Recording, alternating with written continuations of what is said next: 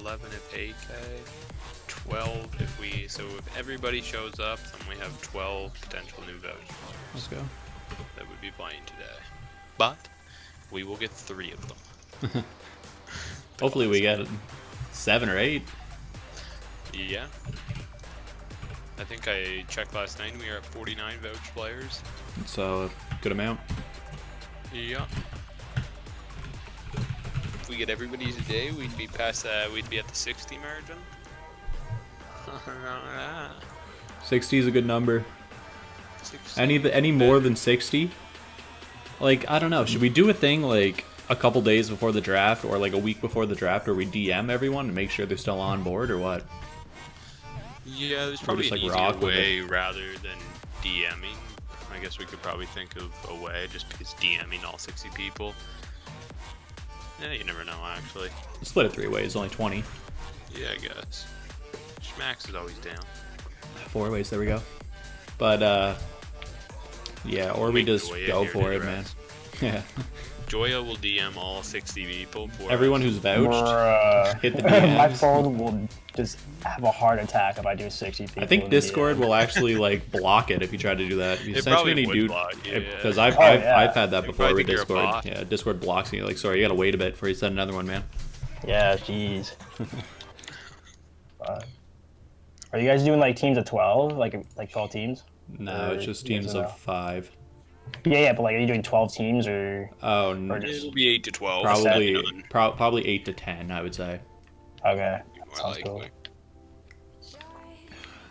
likely. We're gonna have probably close to 70 or 75 vouch players, but there's gonna be at least 10 like no shows at least, I'd say. Yeah, Yeah, that'll be what happens.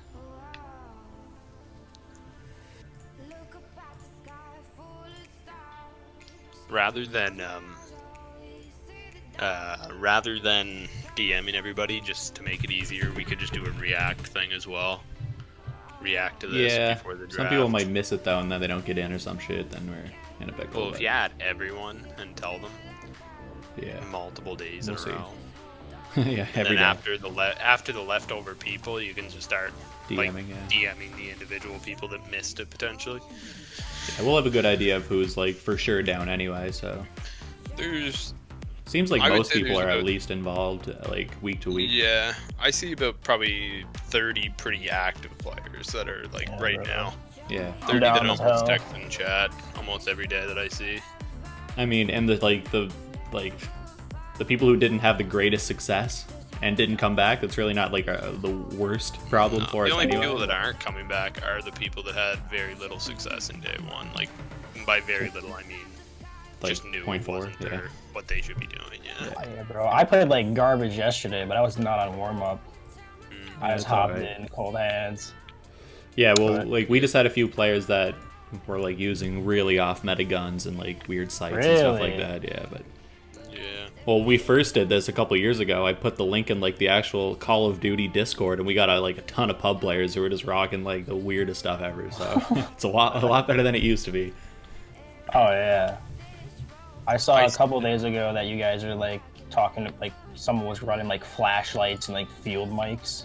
Yesterday, Yeah. someone had a That flashlight. was yesterday. It Yeah, was Sap. I didn't see any field mics, but I saw a flashlight. It was Sap. He ran both. Let's go. Yeah, I still full-heartedly believe, and if Snake Lover's in the chat right now, he can keep denying this. I fully believe he's tanking his value by using the knife purposely. Maybe he wants to, man. Yeah, that's what I mean. Maybe he knows a captain. If anything, he's like upping his like entertainment value. You know what I'm saying? Like when you guys cast his matches and turn to him, kind of like puts a suspense factor in him. Yeah. I just think the way he talks is a little sus. Maybe. The way he immediately added me after the game, or DM'd me after the game, asking me how I thought he was. Let's go. He knows you're a captain, man. Halo B underscore 11 hits us with the follow 2 hours ago. Stream not even up. Guy hunts us down. Holy That's a true fan, man. sneaky guy. Hunts us down for a follow. Put it back.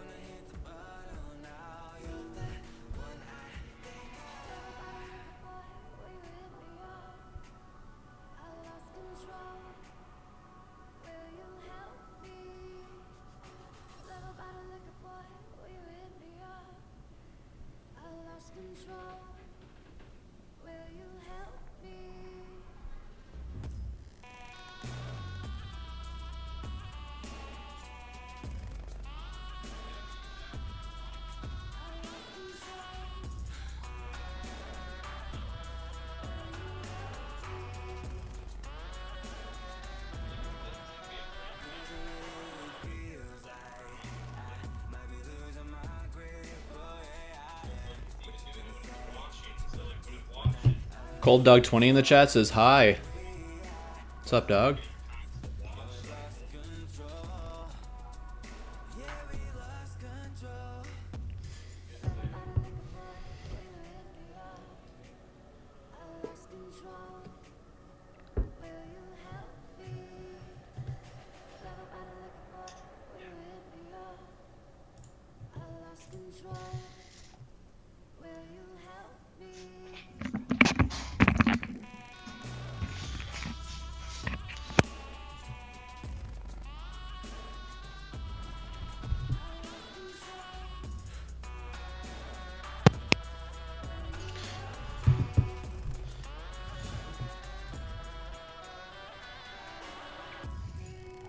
Nick leaves Doyle high and dry for the mod duties, man. Classic.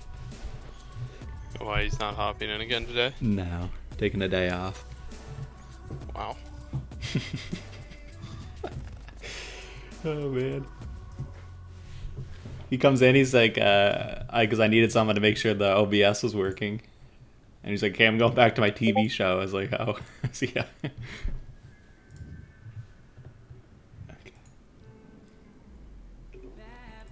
What time is Simplex scheduled today? He said he can't play.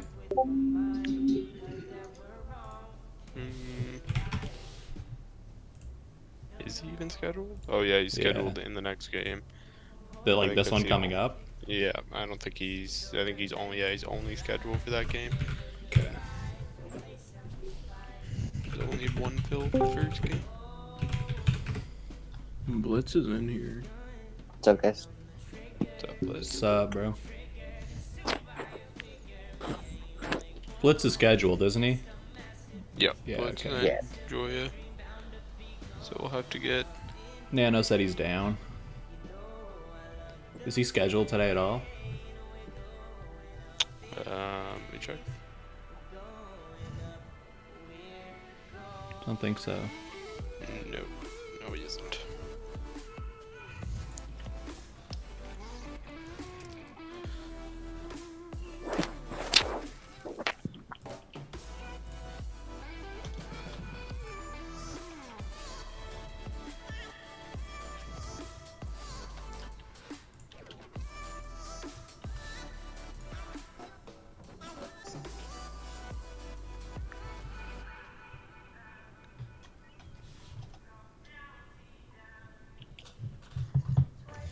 I'll invite you then, Doyle.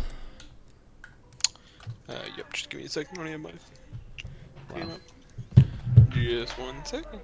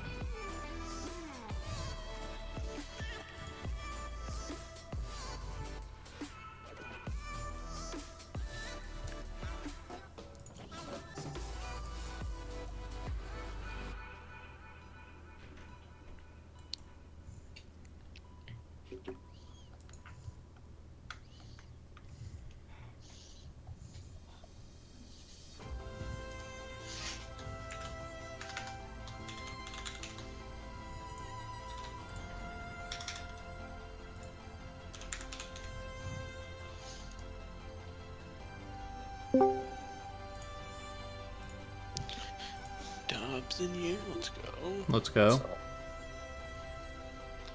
I'm just gonna put my Activision ID in Gen chat for anybody here. I can send you an invite if you want to add me up.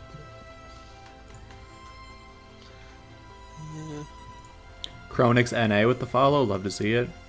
60 Yeah, followers, boys. Big milestone. Wow. Wow. Wow. Big dubs. Alright, who's hosting this? Herm is hosting, but Yeah, you can Doyle will add send my name in ins. Gen chat and I'll send the invites. Anno didn't answer yet, so do we want to add someone else? Yeah, you can add signups. Just see if, What's that guy's name from yesterday, man? Sirach? yes. Is it still his name? Oh, in here? he's typing right now. Let's go.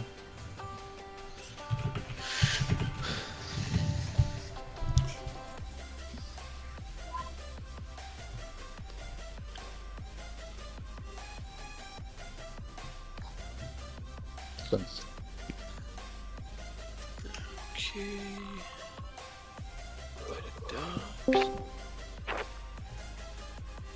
Is that everyone? No, we're Oh, yeah, we have still casters in here, I yeah, forgot. exactly. We're still waiting on Cornslays, Crew, the Brady. Those would be the Yeah. three we need. Yeah, I don't know. The game's All actually of not them, you joinable. guys. Game's not joining? What the hell? Blitz is in here. Maybe try to just join my session off the friends list. Wow, Yeah. Cornslays. Cornslace hops in. Love to see it. World's best PFP.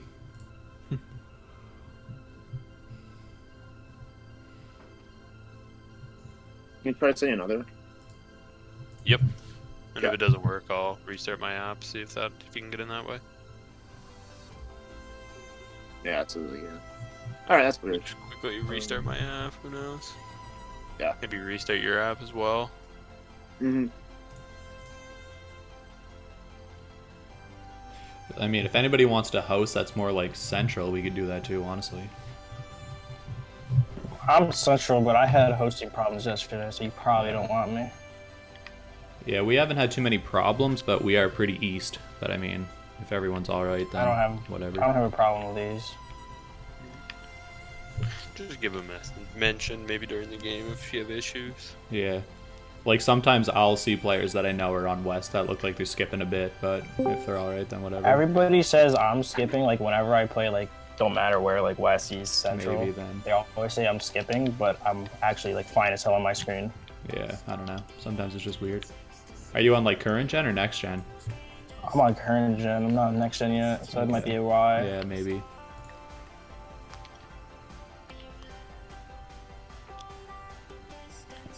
So we're just waiting on the Brady. Crew and the Brady. They're both offline right now. At the Yeah, one with more another- time, I guess. Yep. If they don't answer by 3 o'clock, we'll just get like Chronix and someone else in here or something.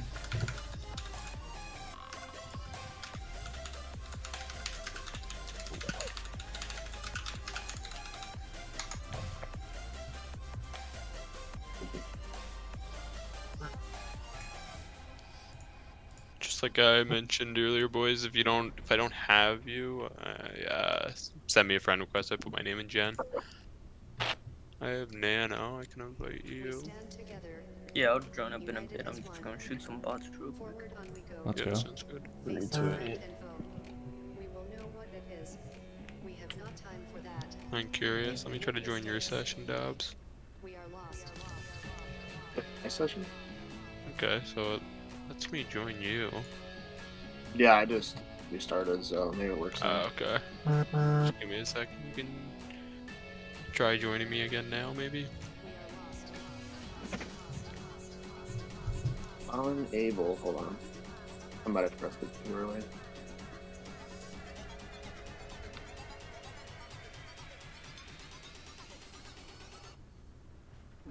Let's go. There you go. Let's go. Shinobi messaged me saying that he has a guy named Cosmetic that just hit the sign up. Let me see. Yeah, he here. DM'd me earlier today. Did he actually sign up, the other guy? Cosmetic did sign up. He was looking. Yeah, he said he can fill in if we need a body, so we can get him vouched. I said like we're full this today, but we'll get you in next week. But if we can get him in today, then so be it. Just you can tell him to like be on standby or something, I guess. Probably need him for this game, to be honest. Yeah, we might. Crew and the Brady not responding.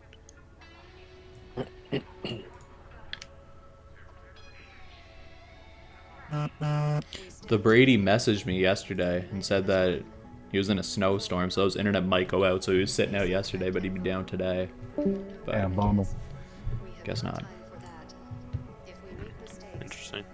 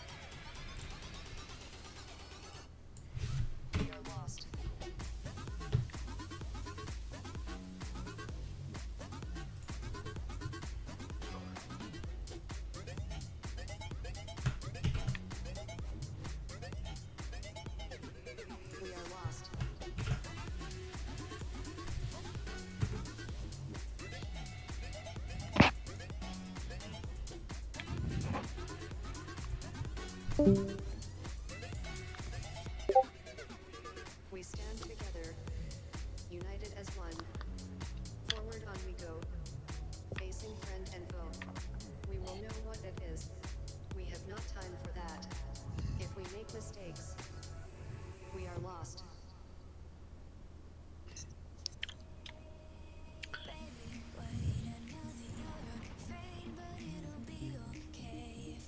Okay, Snaps is out, so we need to fill for what time was he playing? I think he's potentially the next game. He's in the last one, or the third one, I guess. Yeah, the third one. Just the third. At this point, I'm gonna add that cosmetic guy. Yeah, I'll just put him in, man. I'll I'm put just him in gonna add for him the now to third see if one we can get in too. this game. I don't know if he's paying attention to his thing, but I don't know. Classic, the unvouched players just not showing up. Yeah.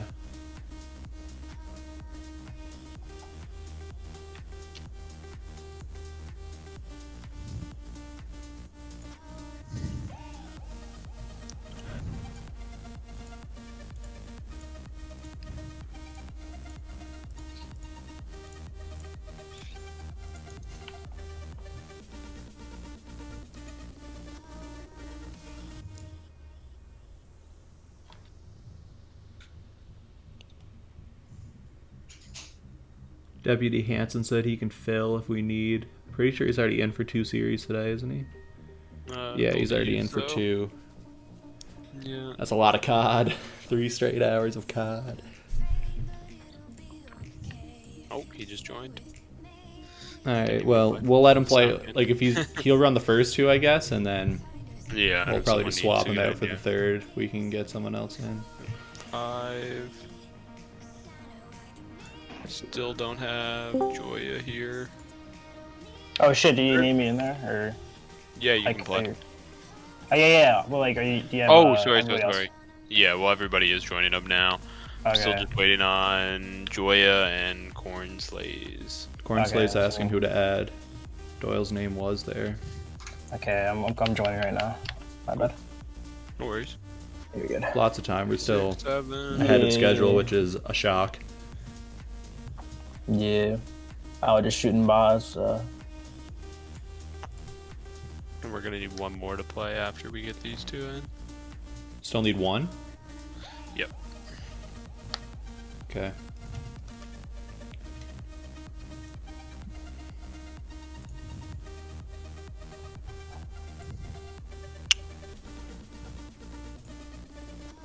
At Sirach. I'll do it. Okay. I want to see him play more games, man.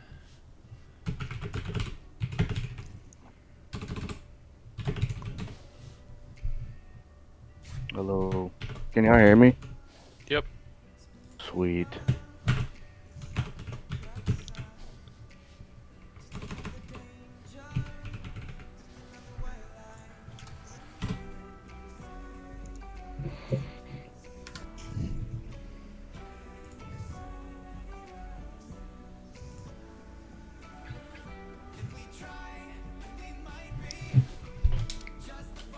Oh shit.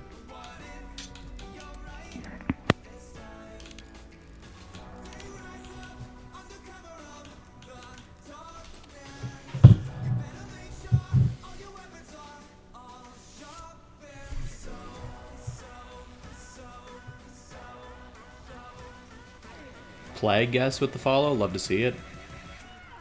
Plague guest. It's a handle.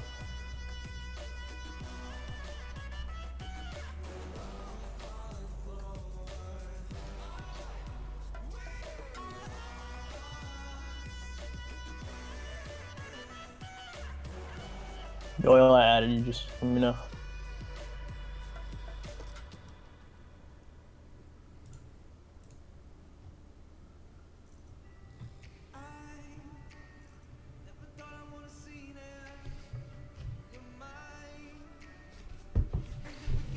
BRB.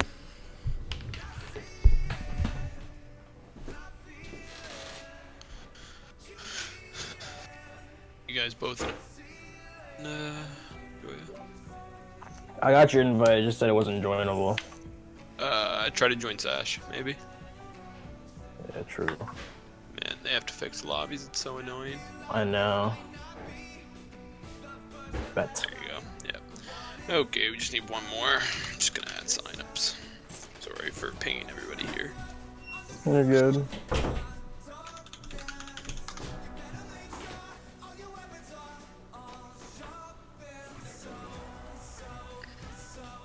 Chronix? Chronix. Chronix?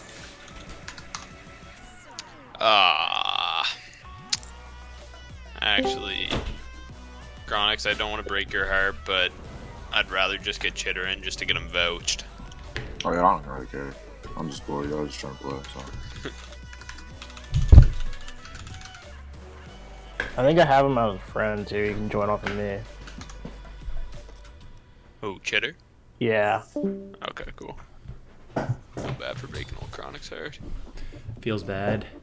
Chitter's I'd rather get unvouched, isn't he? Yeah, exactly. Yeah, get him in then. Prioritize him and get him in.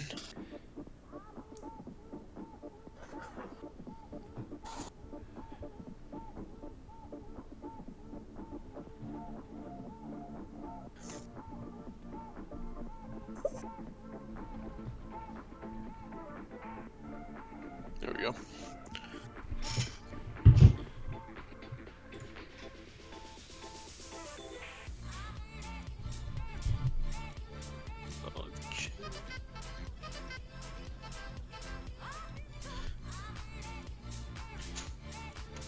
Oh, we have 8. We're Are full? you going back? Yep. Yeah. we have 8. Let's go. Okay, I'm gonna move then, boys. Yeah, I'll move. Valorant maybe once. Yeah. What's up, boys? What's up, What Hard? is going on, bro? Viewers starting to roll in. You love to see it. Let's Absolutely. go. A solid 15. That's nothing. It's nothing We're getting too there. bad. Actually, hold up. Show has 59 the followers expected. with 15 viewers. That's insane, actually. Crazy. Godly Asylum says, tell Icy I said hi. Alright. Hi. Yeah, I know. He's one of my buddies that I play COD with. Let's go. So what do you guys want to do? Do you guys want to, like, just split the play-by-play? Or, like, it's up to you guys. Doesn't matter to me. I'm going to take care of play-by-play, and then he's doing color commentary and analysis of the maps. Love to see it. Yeah. Yeah, I mean, that it was also, pretty like, good if you last want to, week. like, kind of hybrid it, too, like, let me know. Oh, yeah. Yeah. For sure. Oh, yeah, I'll share my shit with you guys just to make sure it's working, because sometimes it can be a little buggy. Chitter didn't join. Blah blah blah. Chillin'. So just put him with team 2. Team 2? Okay. You guys can you guys hear this? It's pretty low right now for some reason, but Yeah, I can hear it a little There bit. we go. okay, I can turn it up a bit. Oh yeah, this audio in this game for some reason it just blasts my headphones. I don't get it. Yeah, I got it. I always have like this and MW, man. I had it like 50 the whole time. It's so high. Boom. That over there. Alright, let me split up these teams then. So who are we missing? I think we might be all good now, honestly. Just gotta split them up. All right, sounds good. Blitz.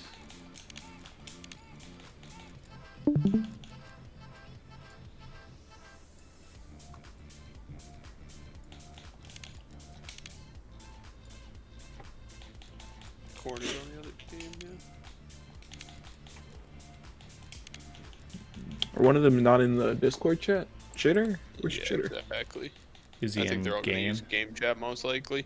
Alright, Because I see them so all be it. muted mics in Discord, so. Are they good to go then, I'd imagine? Close enough, maybe? Dude, I can't I'll tell give him a loving few these minutes. comments right But- now. Oh my god, so much love. Oh my Holy god, the shit. love in the chat. We simp for bucks. Let's go, Chronix. Wow, Come bro. on. Cool Clay79 with the follow. Love to see it. Alright, boys, I gotta go over our schedule really quick before we start. For sure. Okay, everyone in the chat, let me direct your attention to the stream quickly. So, this is gonna be the 4th day of showcase games out of 6. So if you don't get to play in a showcase game before our draft, you're not actually eligible for the draft. So you have 2 more days after this to play, which is still lots of time because that's like 8 hours of stream. And then we're going to do the draft on the 20th of December. The regular season is going to start the 27th of December, which is really close to Christmas. And we understand that people might not be able to play that week. So we're going to let teams play the next Saturday, so they can play games like the next Saturday and that Sunday, so 2 games in 2 days that week if they want. And then we're going to do the regular season from January 3rd to February 14th. We're going to do this event on February 6th, which we're not going to reveal yet just in case anything changes. And we're doing an event on the 6th, which is a Saturday, because February 7th is a Super Bowl, so we're not going to have any regular season games that week. And then February 20th is going to be the start of the playoffs, and that's going to be 2 days. But we're not sure if we're going to do Saturday, Sunday for playoffs in one weekend, or if we're going to do back-to-back Sundays, which is the format for the regular season. So we'll take a poll probably near the end of the season, see what people want to do. But yeah, that's all we have so far, boys. Okay, Alright, that sounds good. and should be ready to start. Awesome. I absolutely love the schedule and the whole idea that revolves around this league in the showcase right now. In case for those of you who are just tuning in, the showcase is for players to show off, take names, and make a case for themselves so they can get drafted onto teams going into season 1. But I just absolutely love casting Call of Duty on a Sunday. It just brings something out of me, Icy. It's just honestly some of the best things. Championship games. This is showcase, but I'm still hyped seeing what these players are going to bring to the table. Exactly, and right into this first game, we're gonna hop in on Garrison Hardpoint, a fairly difficult map in terms of Hardpoint. One of my personal favorites, though. You just have so many routes, straight lane, classic Call of Duty. So we're gonna hop in right behind Nano. He went off yesterday. I was looking at some stats, wasn't able to fully cast his matches here. So let's see exactly what play that they're gonna pull here. All right, off the break, it looks like we're going to see 4-on-4 fully going into the hard point here. I'm already seeing Chitter going up top, working on that rotation. He's trying to get some easy flanks. He hops up. Gets Dobbs off, join. An early time going towards Nano's team. Yeah, they're working pretty well here. Blue regaining or red regaining some time on hill, making it an even game 10-10. Blue currently holding the spawns here, so it's going to be on red to push up, get that top control, and then make sure they can push around back.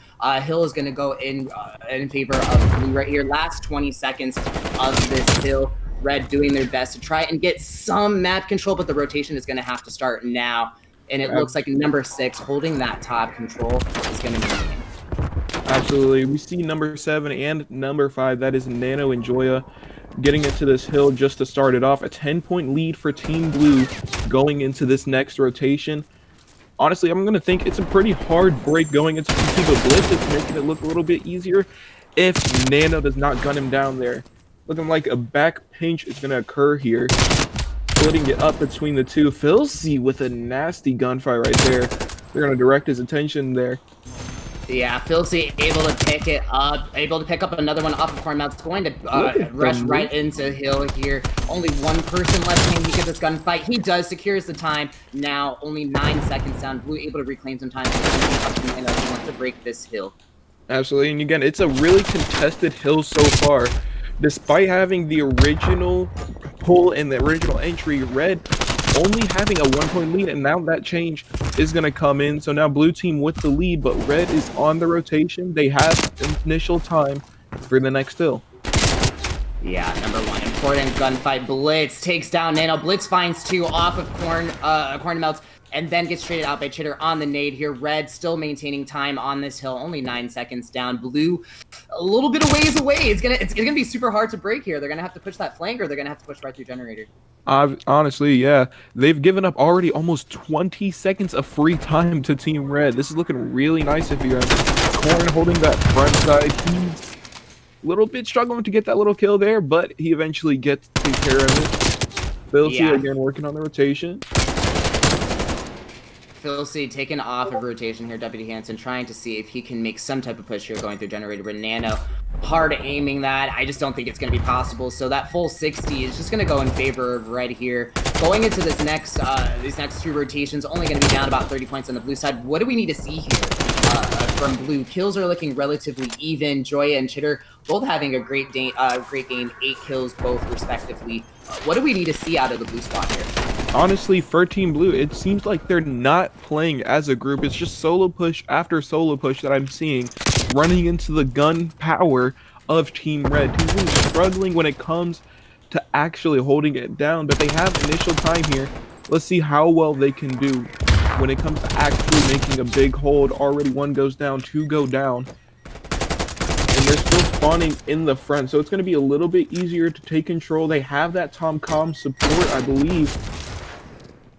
Yeah, they are maintaining that top comm support. It's just going to be on Red to try and battle as hard. They're just stuck in that nasty dishwasher spawn way back. It's going to take them some time, and then now they're going to chain it right into that back dolly. It's looking a little grim here, but they're pulling back, only 10 points down. Heating up just a little bit, but is it enough going into this next set of hard points? I think it's actually really looking good for Team Blue. They were able to hold that spawn trap for almost an entire hill, calling back to that 60 to 60 ratio. It's pretty simple for them. And again, it's a tie game. This is some very close team play that I'm seeing here. Yeah, Red maintaining control, now is able to pull ahead by a 10-point lead, gets knocked off a hill. Blue now maintaining some time here. Deputy Hansen with that entry gets traded out by a nade by Chitter. Red, it's just anybody's game. It's anybody's game. What either team is going to have to do from here now, especially where it's going back into P1 in this next set of rotations, they have to start chaining together hills. And like you said, it's going to come down to that teamwork and that rotation. Absolutely. I can't stress that enough. This game, or especially this map, spawns are super sticky. You see Blue spawning way back in that back garage. It's going to be super tough for them to break back into mid. Absolutely, yeah. But going into the second rotation, it is one of the closest contested games I've seen. It's one of the reasons I like Garrison. Despite the chains that you can get, you still have some of these 60 money hills that you can get on this map. It's looking phenomenal. I honestly, as one of the best competitive, I'm excited to see Raid as well coming in. I feel like Christmas has come early for us, honestly, with Raid. This game just reminds me of classic Call of Duty, and I think this is something that the players can attest to as well, especially in Hardpoint. Despite the spawns being icky at the moment. Hopefully that can be ironed out. But this is the first game where I have been able to at least predict some spawns, movements, rotations. It hasn't been like that in other Call of Duties at all. Absolutely. And I'm seeing Red just picking up some good time on this, stretching out that lead from about 5 to 10 to almost about 30 here, moving into P2. They don't have control, and they're spawning out. So it looks like maybe an early 15 to 10 seconds going to go in favor of Team Blue, but Team Red is aggressively pushing up this map. Let's see what they can do. Yeah, number 1 and number 4. Hansen gets taken out, so it's going to be all on Blitz, sitting by himself in heal here. He's going to have number 5, Nano, pushing that back corner, trying to get a pinch here. But number 2, Filthy, maybe he can get that pinch off. Hansen getting control of that top control. Able to get that kill off the control. Absolutely. And Korn immediately trades him out, though. It's looking like Korn is going to try to solo break the hill, and they do it with ease. 30 seconds left. And again, this game is just so tightly contested when it comes to some of these hard points. The breaks, if you control a pinch well, you can get some easy and free time. Yeah, Nano just sitting, holding that mid right there. He's going to start pushing towards rotation. Number 1, Blitz, knows exactly where he is. Both of them get taken out on top bridge, so that's an easy rotation for Red right there. What do you make of that, holding that mid so that they can push for the next rotation? Honestly, that was some good stuff that I was seeing from them. But again, rotations are not coming too cleanly. It's just a lot of solo plays, solo pushes.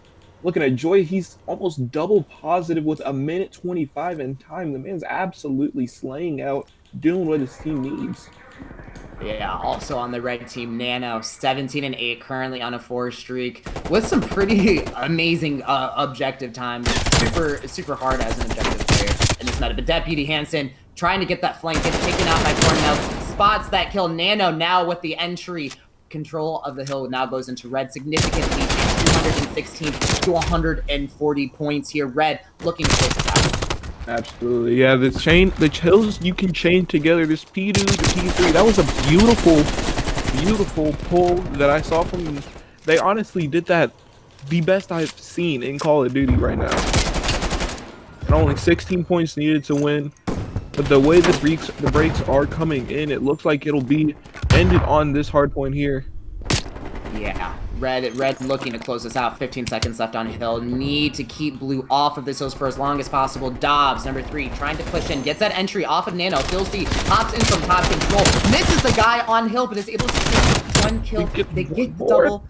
Finds 2. Blitz with another trade on core melts here. Blue in control, but is it enough? Is it enough to bring them back? They're not reading these spawns properly. Team Red is in the back. Team Red just gets some of the easiest kills. They're not going to be able to do too much unless Dobbs goes huge, along with Filthy, making this hold work just for a little bit longer. But it happens. Team Red breaks in for a few seconds, and Team Blue they're working magic right now. It's look like they might get another good 45-point hold if Joya doesn't go huge in this Dobbs hold.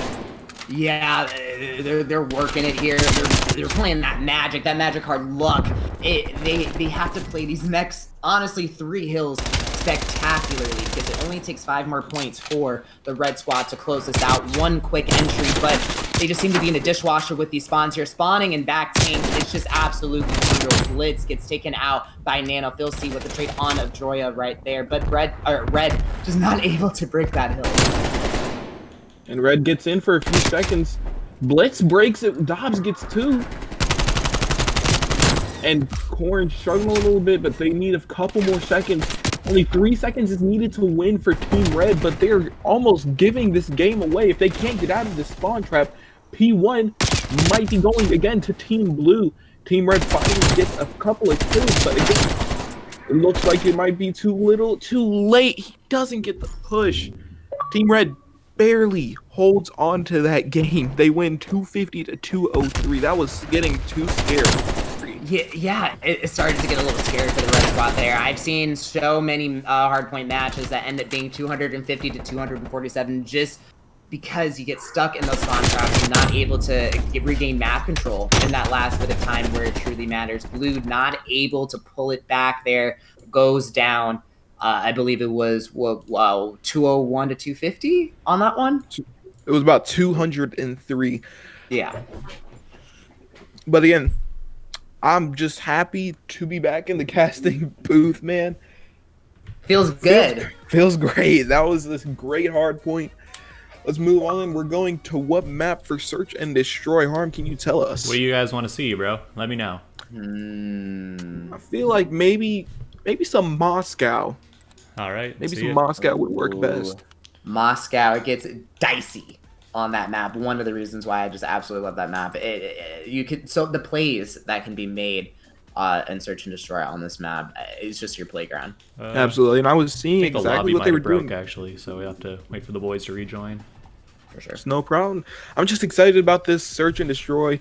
Again, the bomb sites were moved a couple of weeks ago, making the game flow a little bit better. That back apartments bomb site now is a little bit harder to get. It reminds me actually of St. Petrograd back in Modern Warfare with the way that worked. But the snipes you can hit, the early pushes, and we're actually going to see a multi-gun meta for once. I'm so tired of Modern Warfare.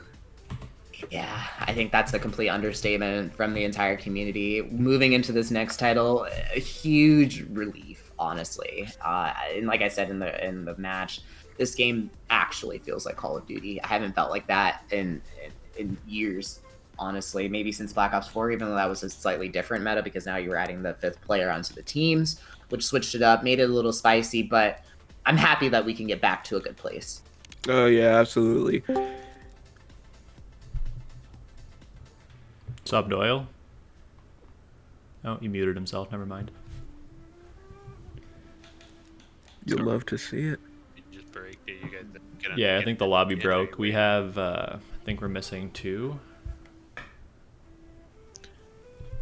Yeah, Bullets, Corn, Dobbs, Chitter, Deputy. Missing Moya. Filzy. And just I missing can one more now. definitely I think it's just hit Filzy. Phils. I Okay, I can have hit him him. on my list. I can add him, send him. Okay. I think his lobby's broken. You might still see Dobbs in there with him. Maybe. And play guest has an upcoming match. Apparently, really excited. Hopefully, I can see him actually play. Let me check this real quick. Yeah, I'm super excited to cast for some of the guys that I saw in that first weekend. Blitz and Nano's now new, but I do know his name. I'm excited that now some of these guys are becoming somewhat household names in the Future Kings Call of Duty League. They're being Absolutely. recognized for their efforts and the numbers that they're dropping and the plays that they're making, and I think that's the absolute, that's the best validation right there. Oh yeah, for sure, man. But moving on, I know some new maps are coming in on December 16th, along with the new style of Call of Duty that's coming in. Raid is one of them. A couple of leaks I've seen has said that those maps are going to be really nice for competitive, and hopefully we might be seeing the return of league play. Do you think they're going to integrate those maps, especially Raid, into competitive? If they don't integrate Raid, I think I'm just going to move over to Rainbow Six Siege, honestly. It's going to be time for me to head out. I might have to try Valorant. I don't know. Time to go. I think that would be the biggest troll if they gave us Raid, but then they were like, yeah, no, it's just Pub Map. Hopefully they do just keep it the same. I don't really want to see too many changes when it comes to. I know that was a problem with Modern Warfare, that they made some of the weird adjustments on Crash on some of those maps, just made it a little bit off to play. But moving on, we're going to a Moscow Search and Destroy. It's probably one of my favorite maps when it comes to all 3 game modes, though control's a little bit iffy for me with the defensive advantage that they have right now. Yeah, it's super tough. You really have to watch your lanes here. You can get flanked pretty much from any direction. There's so many routes that you can take, but we're going to hop in right behind the blue squad here. And now we are off. Bomb has now been picked up by Deputy Hansen. It looks like they're going to go with an A push here. Two people on behalf of Red. Looks like Dobbs might be going in for a quick little snipe. He's watching that mid cut really closely, but he backs off. Deputy gets the first blood, but Nano immediately trades him out. So now we're looking at a 3v3. They know where it's at. Rotation should be coming in, as now it's 3v3 still. Yeah, I just don't see that full rotation. You see Chitter and Joya hanging around B-Dom a little bit. Gets picked off. Blitz with the one pick. Got traded. Don't know if that was the smartest kill right there. Leaving Bomb now and Eskies. Make it a 2v2. Now make it a 1v2. All on Nano to defend that bomb. Phil C, I think, is still going to go playing for A. Honestly, yeah. Nano's pushing in. You see him on the bomb. He doesn't finish the kill until he just finally gets it. Now it's a one-on-one. Dobbs knows that Nano's over here. Let's see how he plays this. He gets... Oh my god, that was some dirty plays. I'm just keeping it honest. Yeah, dirty plays. Almost slipped away from Blue right there. Got a little scary. Shots out of Dobbs, though. But yeah, let's look at it. Let's see how Team Red responds on the defense, on the offensive side now. All right, hopping right behind Chitter. Does not pick up Bomb here. Gonna play some support. Chitter, good friend of mine from Black Ops 4, my duo. Gotta love him. Looks like it's gonna be a full A push again. One person from blue side watching them. It's all gonna go down. Blitz spots that. The rotation should come in. It's gonna be a bloodbath. Absolutely. You see the trophies are going down there. We're prepared for a war. Deputy gets the first blood once again. This man is playing fast and furious. He nearly gets another one. Now it's down to a 3v4. Defense is up. Filthy nearly gets taken out by Corn on the mid push.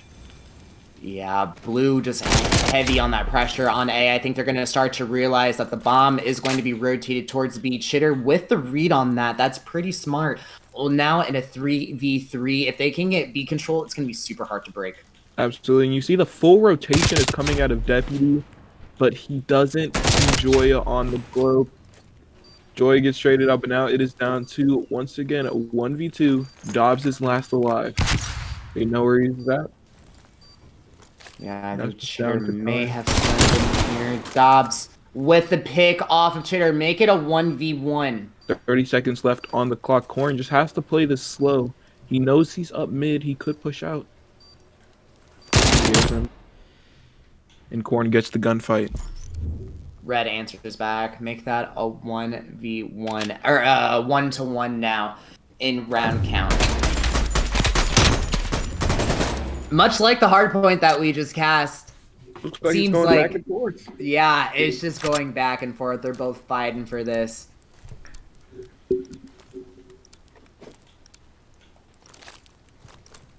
All right, looking at the guns, it looks like, oh, Red is using all 4 ARs here. Honestly, I kind of like that setup. It's a lot slower in this game playing S&D with that only a 4v4, no 5th man on the map to just have run around. It's looking like a really spread out defense for Team Red. Looking at them, all of them in different spots. It's kind of going to be hard to trade them out if somebody rushes in, gets that free pick. Yeah, Blue gets that free pick. It might be a little rough for A to make that rotation here, but the beams are coming in from Nano. Nano not able to secure bullets on that. Backs up, regens. Blue with a little bit more control on A. Now, looks like Bomb could go down any second. Absolutely, yeah. And a trade already went down, so now we're down to a 3v3. Corn takes out Blitz, and Deputy responds well with the trade. But now it's again 30 seconds left on the clock. Bomb is finally gonna go down.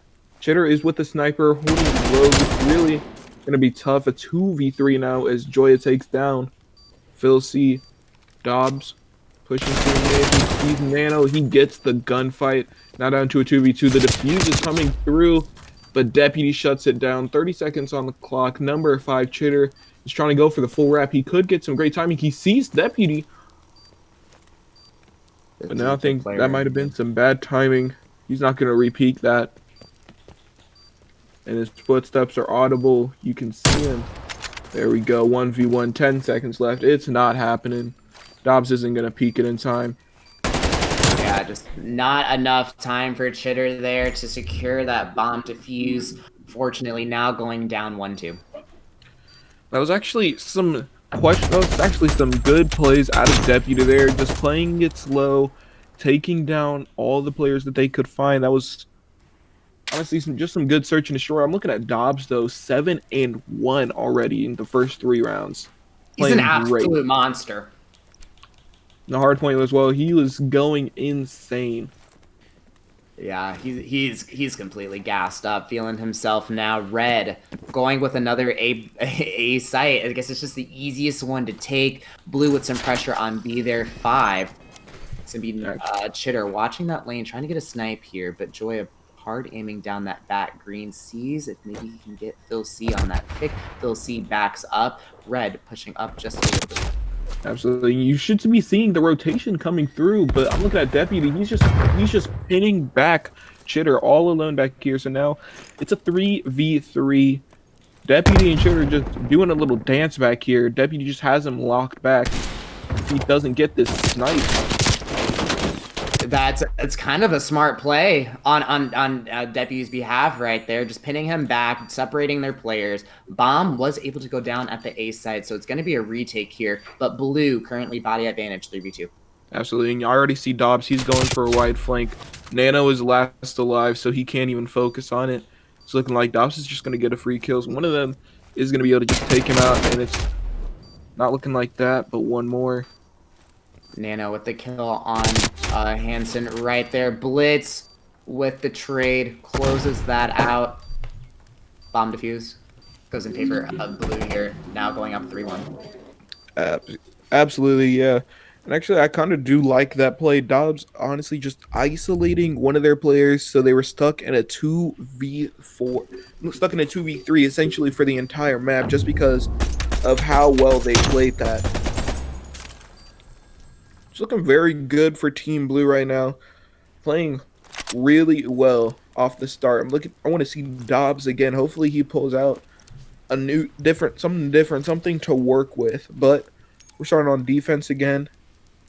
Yes, with this aerial view, we can get a little bit of some insight to see how they're gonna set this up here. They think this is gonna be Blue's first B bomb site here. I don't think Red is expecting that at all. It's gonna be number 6. It's gonna be Corn Melts. Seeing this cross, if he can spot anyone from Checkers crossing, going across the globe here, but Red is going to have to see that read. They have no pressure on A. It looks like the rotation's going to come in. Corn Melts with the pick off of Blitz here right here. Make that a 4v3. Bomb is going to progress towards the B side, number 7. Actually, I'm expecting a rotation to come in here soon. Joy is pushing up. He sees Phil C, but Deputy gets another trade. It's now a 3v3. In the bomb site, you see Joy. He's just shouldering back and forth, trying not to give up any kills. But Deputy, again, absolutely gunning. Dobbs takes out another one. So it looks like it's going to be a pretty free bomb plant for Phil C. Is now just down to just Nano. He picks one off. But now they know exactly where he's at. And that is the round once again. It is 4-1 up Team Blue. Yeah, I from right here, from what I'm looking at, it just came down to strategy. Red just didn't pick up on that B push long enough. Sometimes it just be like that, you know, anticipating an A plant, but it just got the best of the Red team right there. So Blue up 4-1. Red needs to answer back right here, right now, because if they go down 1-5, it's gonna be super hard to pull that back. Obviously, yeah. It's looking like once again they're going to go with the tried and true A-bomb method. It's looking like a double push, one towards Plat. The defense is really starting to play a little bit aggressive.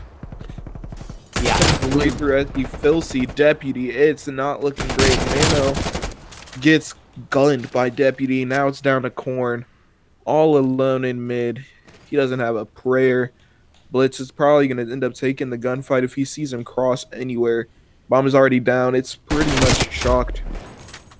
Corn Melts with that pick on Blitz, though, with a little bit of entry. Make it a 1v2. Not able to secure that kill. Bomb is down in such a nasty place, though. But if you can split these two players and get them into both 1v1s, That's his best case scenario. Absolutely, yeah. And they do have this really well set up so that anybody that they know he's SE, they're going to lock him down. And that is yet another round. Deputy plays it perfectly. They go up 5-1 in the search and destroy. Yeah, so on the red squad, on behalf of the red squad here, I see. What do we need to see from them? Like, where are they lacking? In on all honesty, it's not it's on defense. Their rotations are just coming in a little bit too slow. They're not adapting as quick as we need to see. Blue team is also winning their ones at an insane rate. Deputy and Dobbs 10-4, 9-2, absolutely slaying it. Yeah, it looks like Chitter's also pulled out the snipe here. Don't know if that's the best decision. Hasn't been popping off on that, but let's see if maybe he can get some picks off this round to try and pull them back in. Absolutely, yeah. And now Blitz. It's again. Look at the push that they have on this defensive end. A little bit too far spread out for my liking. Chitter is all the way deep. He hasn't seen anything, so honestly, I would send him rotating. Nano gets one, but he gets another one traded. So Korn gets taken out. Deputy gets taken out. Blitz gets taken out from a nasty beamer. Now it's a 2v2. Make it a 1v2. Dobbs is last alive. If anybody could do it, Dobbs could.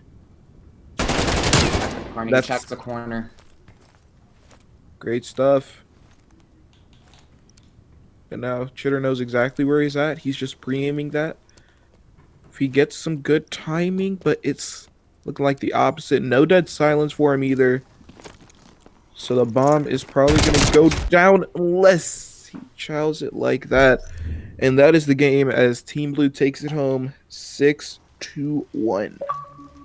Yeah, and for anyone going back to look at the VODs here, it just really came down to rotations. I wish maybe I could have done a little bit of their comms. I might have asked them to see what was going on with that. But the rotations just came in way too late, or in terms of like their map awareness, they just were not seeing the pushes that Blue was making here. And then that last play with Chitter going wide on that street with a sniper, absolutely seeing no one for about 15 seconds. You got to get that hint there. You got to get that hint. Granted, they did let Blue push that B and get the bomb down in there, but it just didn't work out for them spreading out so far. Absolutely, man. It's obviously just a little bit hard when it comes to not being able to, when they didn't get any rotations, any defensive adapting. It's gonna be really difficult to actually get those kills, not in positions to actually trade it out when it comes to just losing that one gunfight that you think you should have won.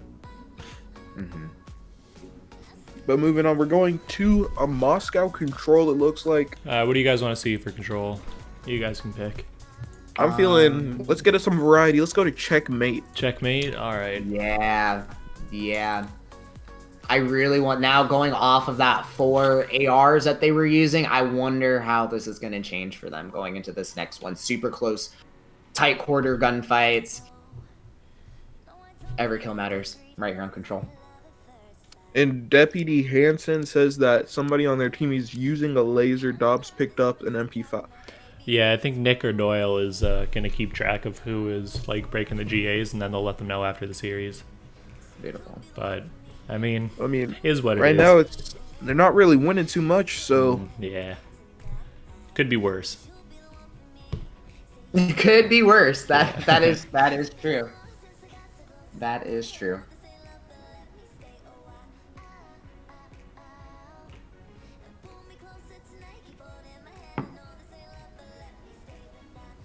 All right, but now we're hopping right into some Checkmate Control. A beautiful mesh of some search and destroy, some good respawns in one game mode. It can go any way here. Hopping right behind Nano, they're gonna have to try and hold off Blue for as long as they can onto either bomb side. B is a little bit more favorable under that wing. Blitz with the hard aim. See if this is gonna be a blood back. Let's look at it going straight off of it. Trades raining through already, and B is it's probably one of the better sites to try to take control of. But defense, right now, people are still learning the strats. It's looking really well made for the defensive side. Offense, right now they aren't struggling too bad as they already have a quick tick into the B site. Nano goes on a quick pinch. He nearly takes out 2. He takes out Blitz, but Dobbs trades him out. So now again, they're going to try to push in there, take some control. Dobbs is just holding this angle, bringing some attention away from the actual site. Yeah, Dobbs seeing what's up on that A site. Maybe wants to try and get a tick on there just to pull them off of B. Great strategy. Nano with another flank gets the pick off of Blitz. He's just been doing that, running right through mid lane. Phil C with the pick off of Nano here with the contested kill. Deputy able to get that pick off of Chitter, taking that tick right back down. Hill goes contested. Alrighty, you see another rotation. Lives are pretty similar right now. Only a 2-life lead for Team Blue. Make it a 1-life lead. But again, they're making progress at one of the harder sites to take control of. But it's already 2 ticks in. The clock hasn't stopped. Shader gets gunned by Dobbs right there. Only one more player on the hill, and Nano finishes them off. But they're just doing really well. They're going back and forth, just playing the sites as a good team would. They're just keeping that clock steady. Only a couple seconds have gone down. But again, the defense, it's really hard for teams to find a strategy that'll work to get this offense going. Dobbs is 8-2 right now, make it 9-2. And again, they start capturing one of the zones. They start capping both of the zones. Yeah, classic strategy. Sorry to step on you right there. It's a classic strategy. Split them in half, make them choose. You know, Absolutely. Get them off the A or go to B. And for Red right here, it might just be time to. They need to commit. They need to fully commit to one bomb site. Absolutely, yeah. Their lives are getting spread too thin. Right now, they're already down by 3. Make it 2. And it's already now another minute added onto the clock. Only a couple of respawns left for either side. They have to play this super patiently. But Korn is full sending it. He's pushing all the way through into their spawn. He's finally wrapping back. 3 respawns. 1 for each team. Only 1 now left. And now no respawns left for Team Red. That's free to spawn trap time, man. Joyce gets taken down. Only 1 respawn, so now last live is Chitter. It's all over for this team. Yeah. And that is another round for Team Blue. Beautiful stuff right there. Despite not being able to get too much control of the B side, they just played around those kills, did what they needed to do, and made it really more of a team deathmatch than a control. Yeah, Blue, absolutely dominant performance, especially on behalf of Dobbs right there. Just really leading in that slaying department currently, 13-5, also on a 2 streak. You just don't really see those kills unless it's Joya on the Red squad here. But Red with a huge retake. It looks like I only see 1 sub out right now on behalf of Red. So, and getting in those close quarter gunfights, it can get a little dicey in here. Oh yeah, absolutely. Already top lane control going to Team Red. It looks like they haven't really made any progress towards a site, but they finally get into B. Again, defense, it's really going to be difficult to make a break in it if you're on the offensive end. It looks like somebody put down an ammo pack as well. Don't know really why, but Blue able to clear the hill off, clear Red off of that hill right there, regaining control of B. Red with some progress on A here, but it's only going to be Corn Melt. Only 1 guy on that hill, so if he can hold on for as long as he can, maybe he can get that first tick here and pull them back in, but live count down by 2 on Red. Yeah, absolutely. And they haven't really made too much progress. We're already down to a minute left on the clock, but Red is finally making some moves towards this B site. Top playing control is so important when it comes to taking that site. Without it, you're probably just going to get gunned. People can drop in at any given moment. They're making moves towards A and B at the same time. Some good work. It's an even life count as well. Yeah, even in life count now, Red now getting that 3rd tick in progress. Blue just completely clearing them out here, but not able to take them down off of that second tick. Cornmouse with the pick off of Blitz. Chitter with the pick off of Phil C here. Dobbs still destroying 17 and 7. An absolutely dominant performance out of him. Insane, man. And again, looking on the slaying side, Blitz and Phil C are struggling a little bit right now. -5 on each of them. On the opposite end, again, Chitter is struggling. He used the laser, but he still can't shoot 2-2 straight right now. Hopefully we can see a little bit more bounce back from him. He's doing well with this OBJ, though. Already 7 on his name. Yeah, 7 on his name. Nano with the 9. We're just not seeing it out of Red here. Blue just a little bit too dominant. Phil C with the pick off of Nano, keeping the hills just cleared. Absolutely. And again, this is most likely going to get them into the B site if they can actually push through. Right now, Corn is playing it really slow. I like what I'm seeing out of him. Just shouldering those corners, making them feel a little bit uncomfortable. Their ARs aren't really getting too close, as they know that AK-74U is just a little bit fast. You see it there. Dobbs finally gets him traded out. But again, live counts, it's down by 5, 30 seconds on the clock. It's not looking too hopeful for Team Red here. There might go down 2-0 in this control. Yeah, and coming back from them being down 2-0, super tough. No response remaining for Red here, while 4 extra ones for Blue. Red is just going to have to slay out and play these very important kills. Trying to put this last tick on Joya, the only one in Hill Hill. Test comes in here. Joya not able to secure the kill. Phil C with the pick, finds 2. And Team Blue takes it again. It's just coming down to how well they're playing these lives. Like, Team Blue right now, they're playing around each other as an actual unit. Meanwhile, Team Red, they're solo pushing. Corn was able to hold that B site for a little bit, but as soon as Deputy dropped down from top lane, he was able to get some free pick and make it look like they're just not good at playing the game. They're playing too spread apart for my liking.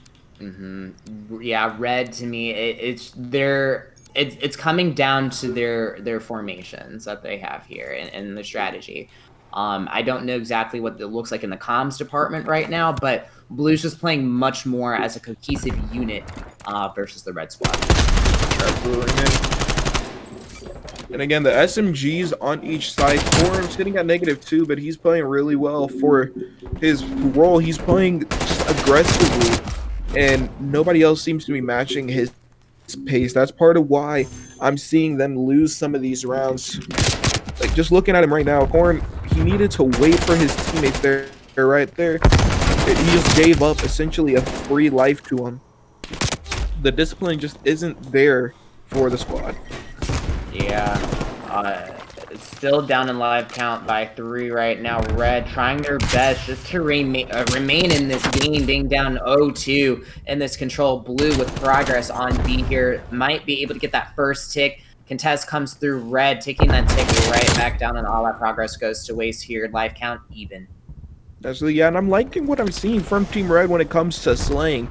It's just when they don't get those trades, their movement on the map, Corn is a little bit just too aggressive for my liking. He isn't playing with his squad. Yeah, and sometimes that's a challenge here, especially if he feels like he might have to compensate a little bit more for the rest of his team and try to go off and also play the objectives. He has 13 to his name right now.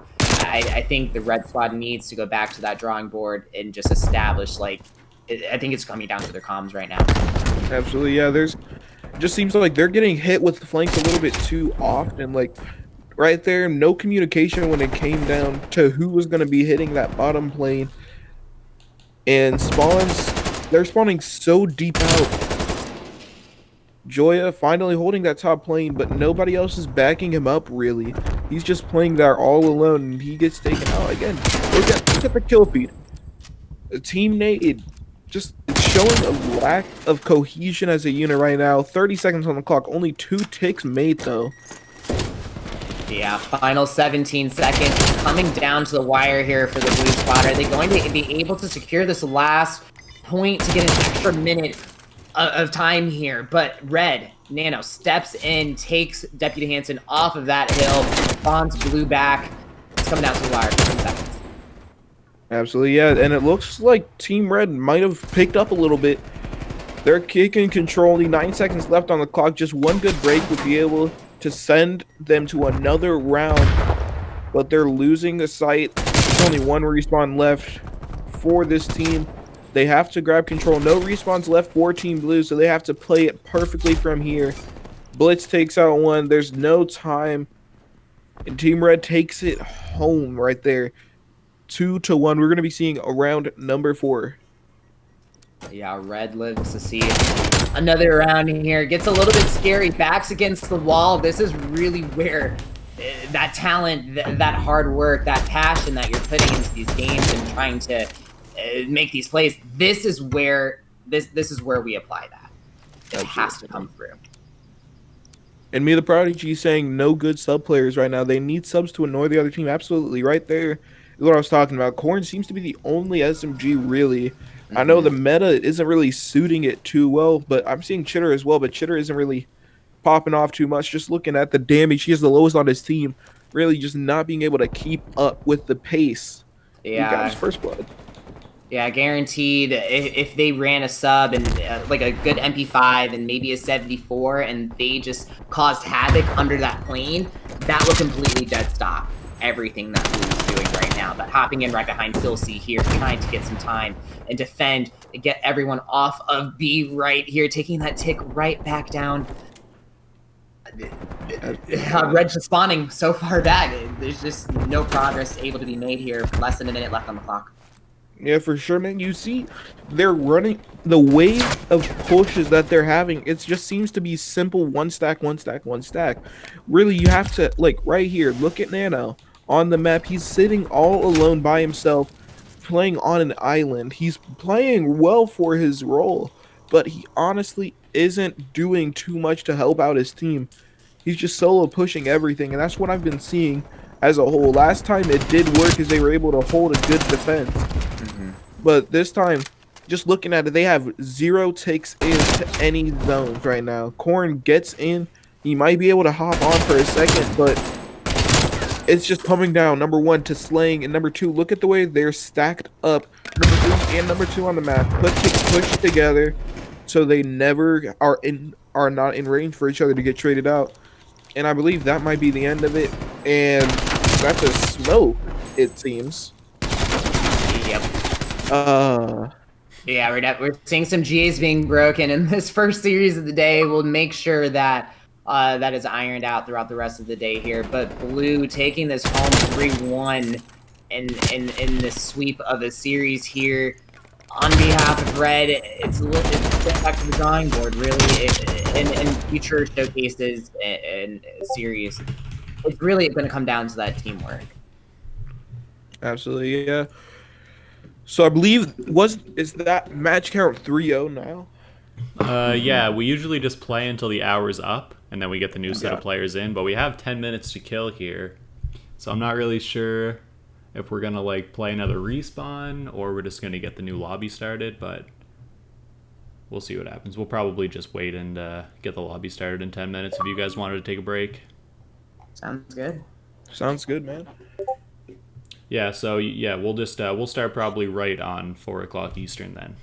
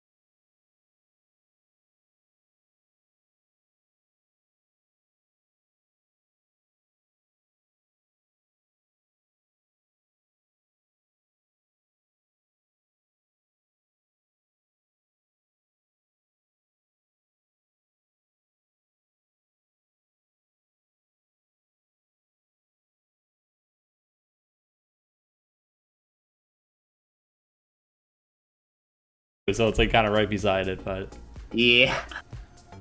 oh man. Okay, let's get into it. All right, well, hopping in right into this Crossroads hardpoint, one of my favorite. I feel like I say that about every map. I'm just so happy to play a better Call of Duty than Modern Warfare. But a fantastic map, a subs playground here, fast pace, super quick. Any expectations for this action. Honestly, I'm expecting some ARs to be pulled out, really. I know the SMGs, they're somewhat popular on this map, but honestly, this is an ARs playground. On that P1 break, on P2, P3, you can really see any mixture of anything. It's probably one of my favorite maps when it comes to the meta. Yeah, I definitely think you can bend this map in so many different ways here. It just depends on style, and you can hold lanes like crazy. But hopping in right behind the red team, Chris looks like he's going for an instant flank here. Great strategy. I don't know why I've never done it, but he's gonna push right behind that P2. Let's see how many people he's gonna take out right here. Looks like Deputy Hansen just chilling back, and he nearly gets picked off. And that's 3 down, going in favor of Team Blue. Team Blue is holding the spawns right now, but you see Dobbs, he's just trying to play his life back here, do what he can. He takes out one, but he runs into Joya in the back of the spawn. So rotations, red team is going to want to flip the spawns if they want to take control of the second hill. Dobbs, again, going to that top catwalk. He takes out Joya. He's pushing straight across if I was him. Yeah, that initial lead going in favor of Blue here, currently about 20 points ahead. Cornbell's trying to go for a wall bang here. Works a little bit to beat him out in his favor here. Control of hill, the last trap goes in favor of red, but Blue now starting to spawn out onto that P4, so red getting lucky right there, going into P2, holding these spawns here. Dobbs is holding this lane, like you said, with that AR, not able to get the pick. Gets the pick off of Chitter here. Is able to get one, is going to keep holding that lane, but Blue doesn't control the hill. Yeah, and you see, as soon as they flip control, you're going to see those parallel spawns. One player, they're all going to be spawning. Blue team spawning top of P1, and red team, we're spawning bottom ice. As soon as the contest goes in, every single time I've noticed, that's what occurs. And now the spawn's going in favor of Team Red, but they're in the back right now. So honestly, a spawn trap could go down. Team Blue takes control of the hill. And again, looking at those spawns, it's parallel spawns now. Top ice controls going to Blue team. You're going to see Deputy try to hold back. He's going to have a gunfight with Dobbs. Let's see who takes that care of that. It is Hansen, but he's traded out. So now, next hill control, most likely going to go in favor of Team Red to start. Only a 4-point deficit to come back from. It's nothing too hard, nothing too bad. And now, again, the one thing I really do enjoy about this game is the contested spawns, really. In Modern Warfare, you saw it was a little bit different. You always had those sticky parallels where you're never going to have a team really get some terrible spawns if they don't get that hill control. But back into actual gameplay, here we're seeing Team Red in control, getting their lead spread out. It's about 10 points now. Back spawns are in their favor, but really, it's any man's game right now. Yeah, Red with the control, plus 20 seconds on this next hill, but comes down to that money hill P4 on that back hill. Joya holding that cut here, just doing a fantastic job. Currently 8-8, Chitter 8-9. Looks like they're having a better game than they were in the last series, though. Dobbs heated up on the other side, 9-3. Preston 14-5. Kills are starting to heat up. Game is still relatively close. Hill goes in favor of Blue on this first one, but they're starting to spawn out. Absolutely, yeah. And I'm just looking on the slaying side. It looks like Korn is struggling a little bit, sitting at 3-11. Really, he needs to turn it up. Despite them having the lead, it's still any man's kind of game. Anybody at any point could do it. Preston, I was talking to him just before the game started, and he said he was excited to start to play, get into the lead as soon as he can, and he is showing out, man. 18-7 to start things off. And not only to mention his 18-7, he also has 55 seconds until leading in objective. So he's just an all-around player, holding it down for the red squad right now. Absolutely, yeah. And again, just looking at Korn, I think right now he's just getting into those gunfights at too far of a distance. Honestly, I feel like he would be better suited right now to pull out a Craig and let Preston take control of that main SMG spot. Going into the second rotation, though, down 40 is Team Blue. Slaying is pretty one-sided in favor of Team Red. But again, it's hard point. It's a brand new game. Anything can happen. Yeah, once players really start to learn these spawns and these rotations and little cheeky routes that you can take and pull and flank here, especially like Boy was trying to do is flank that P2. I was able to get the pick off of Cornmelts actually, so Preston now important 1v1 because that determines spawns right there. Red spawning in that back P4 while Blue's getting down that lake spawn. It's just going to be brutal for Red to try and break back into here, but contested spawns are coming through. Absolutely, yeah. And Team Red, they are sending the man going all the way through the back to try to take care of the hill. And Emperor Chris goes huge there. He takes out a player, so now it's all down to Blitz to try to keep his team in the mix for this next hill. He's just going to play his life in the back, getting a huge, almost a 90-point lead for Team Red right now. It's looking like this might be a blowout unless Team Blue can start to come and take over right now. The slaying department is not looking pretty. Right now, -7, -4, -1, and almost a double negative. Right now, Deputy Hanson is looking like a completely different player. Honestly, I know the way he can take over some of these games, the way that some of these players really can just change the way everything goes. Team Red, again, still in control. No contests coming through, so they're still going to have those deep back spawns. But finally, one of them spawns, gets a deep spawn. So where is he going to spawn? They flip. That is exactly the opposite of what you want it to happen. It's all Team Red right now. They perfectly flipped those spawns. So now, it's looking like almost another full 60 might be going in their favor. They might be just putting the game on ice here. Yeah, Red is just doing a fantastic job here of manipulating those spawns. And from what I've been noticing, they've mainly just been playing mid-map. They regroup after, if a couple of their men go down, they regroup mid-map and then work together and manipulate the spawns and push them back out. Blue, for them, they need to pair up together and make those group pushes and really just combat what Red is giving them right now. Absolutely, yeah. And again, you're seeing it right here. Emperor Chris was going on an absolute tear there. The man was going off, holding that mid down, just like you were saying. And this is almost completely uncontested time. P4 is going to be absolute havoc. Unless Chitter can go massive. Chitter, honestly, isn't doing too hot. They're sitting at 13 and 24. Really, nobody on their squad is having a good game.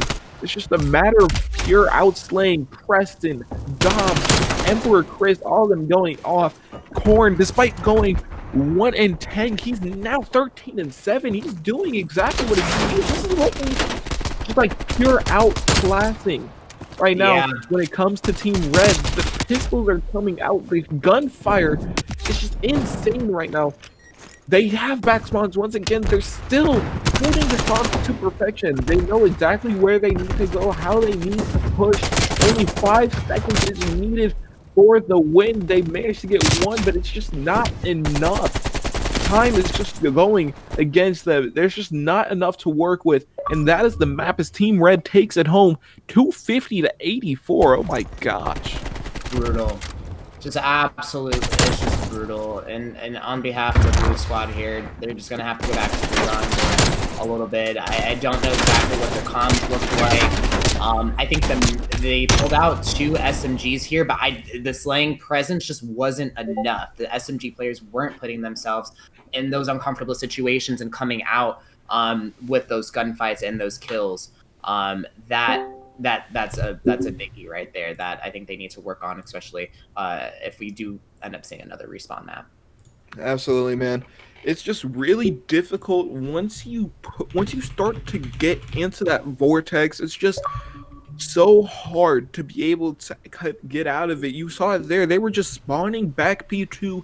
They held them back there for almost a full 2 minutes in that hard point. Just a perfect flip when it came from rotating from P2 to P3. And then once again, just keeping that spawn trap. You saw Emperor Chris holding down that mid in the kill cam, just locking them up, just having them just sit back there. It was almost a free 2 minutes worth of hill time. Yeah. Yeah, and it looks like now that's actually I really like that strat, whether I think Red knew that they were doing that or not, or their map awareness, but just controlling that mid map and just and manipulating the spawns and just being a lot more proactive, putting the other team on the defense constantly. It seemed like the blue team was always just in a reactive state.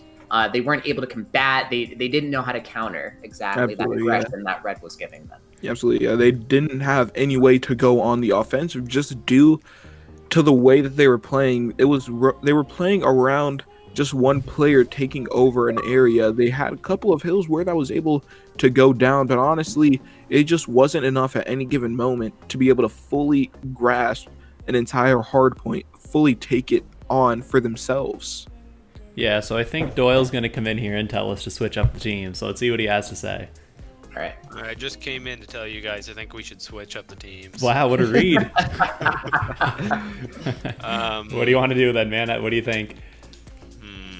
I'm just trying to think of the easiest way to make these more. Switch out Dobbs and someone, maybe? I think you do maybe Preston for Joya. Okay. I'm going to go in there. Yeah, go ask them how they feel about that.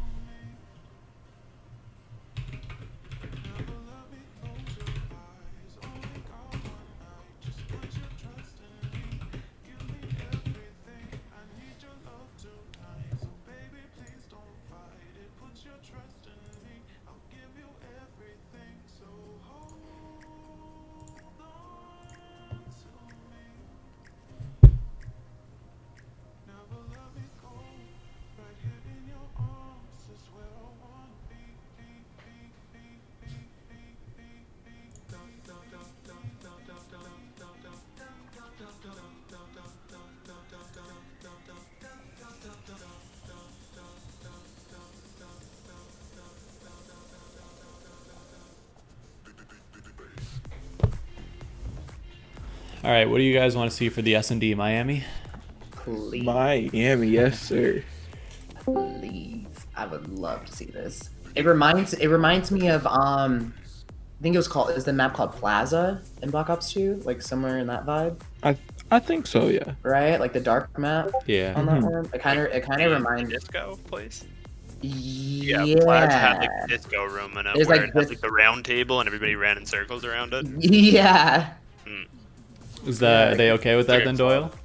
Yeah, both teams seem fine. Preston said he was just easier to play. I think that will make, just because Preston went off, I hope that'll kind of even it up a little bit. You know. Okay, sure. Ready to go then. Yep. All right, Miami, search and destroy. I'm super excited to see this, honestly. Now switching up the teams, it's going to be a little bit more balanced here. I don't even know. Dobbs going off in the last series. Preston completely like heating up too. Chris, dropping numbers.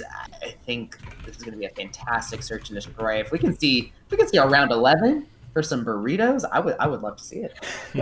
Absolutely. It's just going to be really, really good to see what we can see here. I think maybe we might be seeing a sniper coming out. Hopefully from somebody, and it is Mr. Preston himself. I think we should hop over to his POV.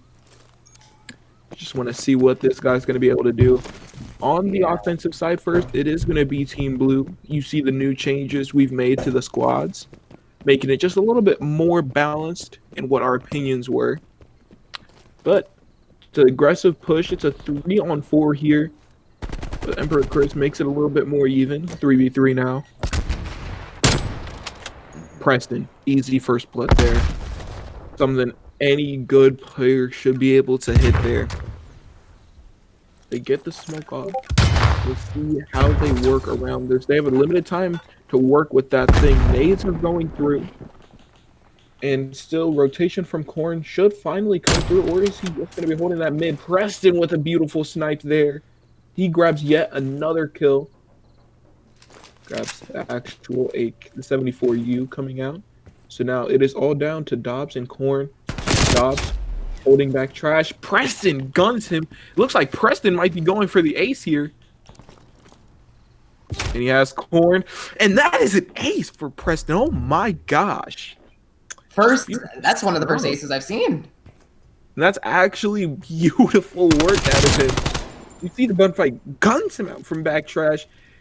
He looks to the side, exactly, expecting a good flank. Like any good teammate, he waits for it.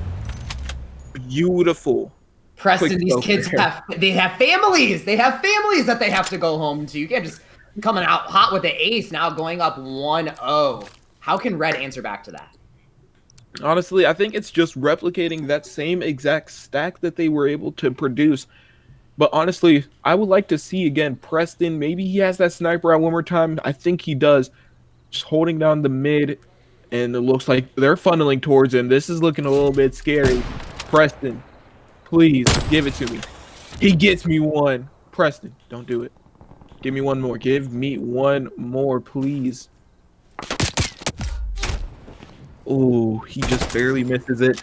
But still, that's beautiful work. It's due to a 3v3. No real site control for Team Red, but Team Blue is just stacking it up. Joya gets gunned by Blitz. Couldn't quite see him in that corner. Now it's all down to Emperor Chris. He can't finish off Deputy. Now Blitz chasing the kill, but he doesn't do it. Chitter now has the sniper in his hands. He's just holding down mid. Yeah, big kill right there on bomb for Chris. That was their entryway. Now Dobbs getting that last pick off of Deputy Hansen. Make that a 2v1 Chitter. Pushing that top. That bomb off. Last one. 1v1 and Chitter clutches it up. Oh my god, Team Blue with yet another beautiful round there.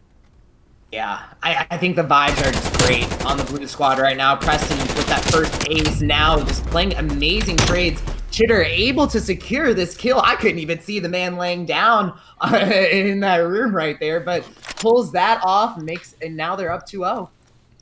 Honestly, I think it's just all in the gaming chair, man. Obviously, Preston has it. Obviously, Chitter has it. It's just working beautiful for them, going up 2-0. Back on the offensive end. Looks like they're going to be heading back to this tried and true B site. The mid is going to be a 2v2. Preston isn't able to get it, but Deputy gets one. Deputy gets traded out, however. So now we're down to a 3v3. Number 4, Preston, is going to end up getting taken out by Corn. So now mid control is all in favor of Team Red. Team Blue trying to work around it. Joya, beautiful. But he doesn't have the trigger to spin. Doesn't matter. Dobbs gets that. So now it's all down to Blitz in the 1v3. We saw 1v2 last round. We might be seeing a 1v3 this time. Yeah, if there's one person that I know that can do it, it is Blitz. I saw him pull off a 1v5 in control here. Blitz knows exactly where they are. Wasn't able to get that last kill. Is it back? 1-2. Good bounce back. Good bounce back from Team Red. They were gonna. It would have letting that round go from them would have been absolutely crippling. Coming down to that. Yeah, being down 0-3 versus 1-2, it's just a completely different. Different ball game. Yeah. Strategies change. Plays need to be made a little bit different here, but hopping in right behind Chris with the sniper, and he's taking bomb. A little bit ballsy here, but he's going to push dead mid, see if he can maybe get that pick. This is going to be an instant 1v1 versus Preston. And actually, I love seeing this happen. The sniper v sniper gunfight. See who has that better finger. And it looks like it's going to happen. And Preston takes it. Blitz takes another one. So now it is down to a 2v3. As Joya takes down Hansen as well. Oh, just barely misses him. Now they know exactly where he's at. Joya able to wrap back, holding down. They're going to rotate this. But Preston again, just this beautiful sniper. Just call him simp, man. What is he doing on this map? The man All is down- just giving simp. He's giving dashy, giving us whatever we need today on this night. And they're oh my, Jesus Christ. they have families. Preston! Preston! If we had an audience, I'm pretty sure the entire arena just would have went ape right there on that kill. Can I see a scoreboard really quick? Preston, 8-2 with us 4 rounds with it in a sniper, 300 damage every single round. This man is going insane. Not to mention 2 first bloods as well. The man is doing it all. And I believe that was a triple, so he was one off getting yet another ace. Oh my god. Looks like they're going to switch it up a little bit. An A push. I don't know if Team Red's ready for this. It's all they've sent is corn melts. I don't think they know. I don't think they know. The rotation hasn't even come in yet. There's 3 stacking it. They don't see anything. I'm expecting a rotation to come in soon. Corn needs to go huge. The rotation immediately. They're backing up. They're starting to move in. And Corn's just playing his life here. He's just trying to stay alive as long as possible. Dobbs goes huge, taking out Chitter. Emperor Chris gets taken out by Blitz, so now we're down to a 3v3. Corn knows the bomb is down on him. Honestly, I don't know if that push was too wise, because now the bomb is down at mid. Corn can just play around that, just shouldering that corner. Yeah, Joya takes one. down. The game slowed down just a little bit too much. They weren't expecting Corn to go huge like that. Hansen is the last alive. And that is now 3-2. Beautiful work so far. That beautiful adapting to that push despite only having 1 player over there. Just beautiful work. And now they are back in it, only down by 1 round. Let's see how they're gonna do on this defensive side. Yeah. Team Blue. Yeah, what a retake from Red right there. I mean, granted that rotation came in just a little bit late, but they were able to secure the kills, take the picks, and reclaim that round. Now down 2-3, hopping in right behind Preston here with the snipes on mid to see if he can grasp anything. We're gonna go back to our proven bomb pathway over at B here. They're only gonna have 1 person defend down. Blue doing a good job of covering that mid, but I think they can maybe work a flank here. That would work the best in Blue's favor. And Deputy gets immediately blooded, but Blitz takes control of top piano. He's going to go for a little bit of a wide flank. So now they have so many angles to watch. It's going to be difficult taking control of the site. Blitz, I don't know if that was the best decision shooting. Now they know exactly where he's at. The Ratback's coming through. Preston with a sniper as well. It's an AR, I swear. It has to be, dude. Something. What is so good about his sniper, his Pellington? I try to use it. Hit markers. It's awful. And he sees him. Ain't no way. Yeah, Blue just has Red pinned in that back garage corner. It's looking like an SOS here. Currently down. Make it a 2v1, 1v1 Preston versus Dobbs. Dobbs. With the beautiful nade, and now that is 4 rounds to 2. I don't get it. I don't get what Preston does. I don't get how he makes it work, but again, this is beautiful work. They knew that they weren't on that rotation, so they set up the beautiful pinch. They had them locked back there. They couldn't go anywhere on the map. And now they are up 2 rounds, needed to take the victory. Yeah, 2 rounds away here. Red squad heating up just a little bit here. Dobbs leading in the kill department there. Blue going for the B-bomb side here. Not sure what's going on with Chitter, though, as he's making a little bit of a late push. So now with 3 on 3 on the site here. You see number 7, Emperor Chris. He's just going to watch down mid, just hold it up. Preston. Watching again from this little angle. I love it right there. It's beautiful. Emperor Chris playing it slow. He's going to go on a little bit of a wide flank, but that's if Deputy does not see him. He knows exactly where he's at. But Chris just slid straight through. He's going to get some easy blood. If he doesn't mess up the nade, oh my gosh.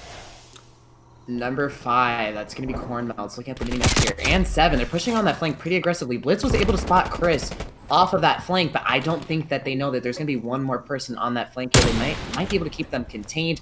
And gunfight. I don't get what's with Preston. He's trapped.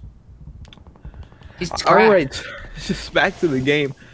The gunfight goes in favor, so Joy takes out Chitter. So now it's down to a 2v3. Deputy has Corn pretty much pinned down mid. So now the bomb gets down for free. Now it's down to just Joya. They know exactly where he is now. Preston, please, just give me one more snipe. Just for the one time, please. Please, for the Looks culprit. like Blitz is going to take him out, though. And now it's 5-2. Not looking great. Zemper Chris struggled a little bit there. That play he made pushing through bottom piano was a good play, but the trigger discipline just really is not showing there. Yeah, and on behalf of the red squad here, they're gonna have to. They need to make something happen here. I just need to see what side they're getting behind. I'm pretty sure it is the offensive right here. They are going to go for that B bomb site, full 4-man stack. They need to push Blue back. Blue's just playing too aggressive on these plays here, and they're not able to match that energy. Absolutely, yeah. Emperor Chris grabs the first blood, though. So now we're in a 3v4 in favor of Team Red. But Team Red, obviously, they haven't been able to work too well from these life advantages. Emperor Chris is just trying to play around. Bomb is going down at this B site. It's going to be absolute bloodbath here. Jeez. Preston, another pick in the book off of Cornmelts here, hopping behind Dobbs, holding that top.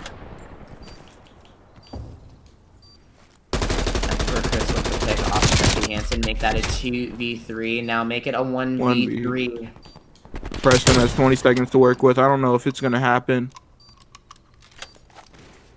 He's going to have to pick up another gun here. He does. Picks up an AK. A little bit of a girthy gun. 12 seconds left. Don't think it's enough time to do it. They have a pretty good setup here. Yeah, it's not going to happen. They survive yet another round, though. Good work from them. So now it's going to be 5-3. In favor of Team Blue, but Team Red trying to make a comeback, trying to make this a little bit interesting. Yeah, Red hanging on by a thread here, 1 round away for Blue to take this to the next round in control. They want to close it out here.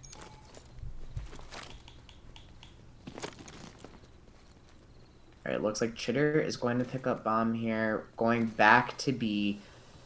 Red is sending 1-man A here, 3-man stack from Red on B site. 2, Blitz is going to be poking mid. Don't know if Dobbs saw him, though, but Preston covering that mid with a speaker. Absolutely, yeah. Chitter is going through. It's really just a very balanced defensive effort right now. Korn is consistently pushing through to top AC. He's just holding down A and holding down mid. But that's if Preston doesn't just make his head melt. Like, I give up. Yeah, they're going to be able to wrap that bomb successfully to A. It's definitely wrappable. As I said earlier, keeping 2 people on that mid. 1 gets traded out by Dobbs there. Now make that a 3v2 favoring the Blue here. Bomb's going to go down at A. It's going to be a big retake on behalf of Red here. I don't know how this is going to close out. Preston taken out by Dobbs here. Dobbs gets the 2 off of Blitz. Make that a 2v1 now. Chitter last alive. And now they know exactly where Chitter is at. 20 seconds to work with. They don't know Joy is up there. He has to play his life so well here. It could work, though. I think he knows. And Chitter. Win over. Beautiful play right there out of Chitter. Because they take it 6-3 there. That got scary for a second, but Chitter just plays it perfectly, sits there patiently knowing he only has to wait a few more seconds. He gets the perfect drop down and takes the gunfight. Yeah, it was starting to heat up for red right there. I feel if they would have pushed that to a 5-4, that last little bit of momentum, I feel maybe could have pushed them to around 11. But just wasn't enough. Chitter able to close that out. Was having a slightly rough series in that last showcase match. Looks like he's starting to heat up a little bit, maybe finding some hit rag a little bit, feeling warm on the sticks. All things that we love to see. Looks like we're going into a control next. Do you guys want control on Garrison or Miami? I guess not Miami, Moscow. Sorry. Feeling Garrison. Garrison instead of Moscow? Okay, sounds good. Yeah.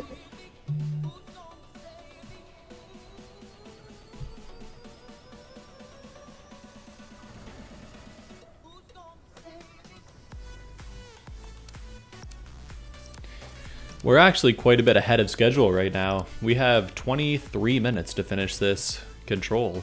So we have lots of time. Which is a shock. We're usually like 20 minutes behind schedule, so this is great. It's beautiful. Absolutely love to see it. Shout out to Scissors and It's Grizz12 with the follow. Sorry, boys. Didn't see that earlier. Go. Following for all this fantastic content to come. One more showcase weekend, and then we move into the draft and season 1. Yeah, so we're still looking for that. a few more captains, too. So if you are one of the top players in the league and you have interest in captaining a team, we still need 4 more to make 8.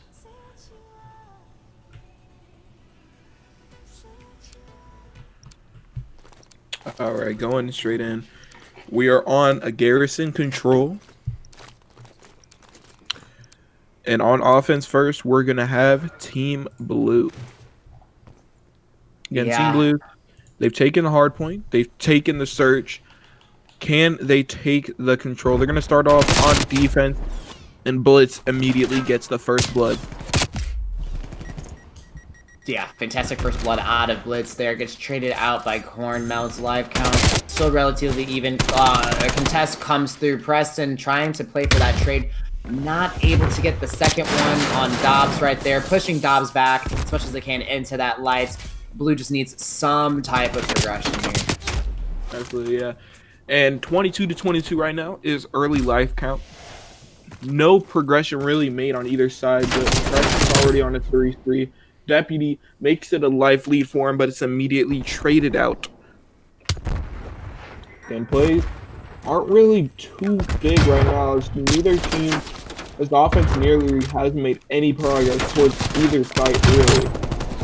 And it's just looking really difficult. Again, the offense is just so hard to learn right now with how the meta has shifted.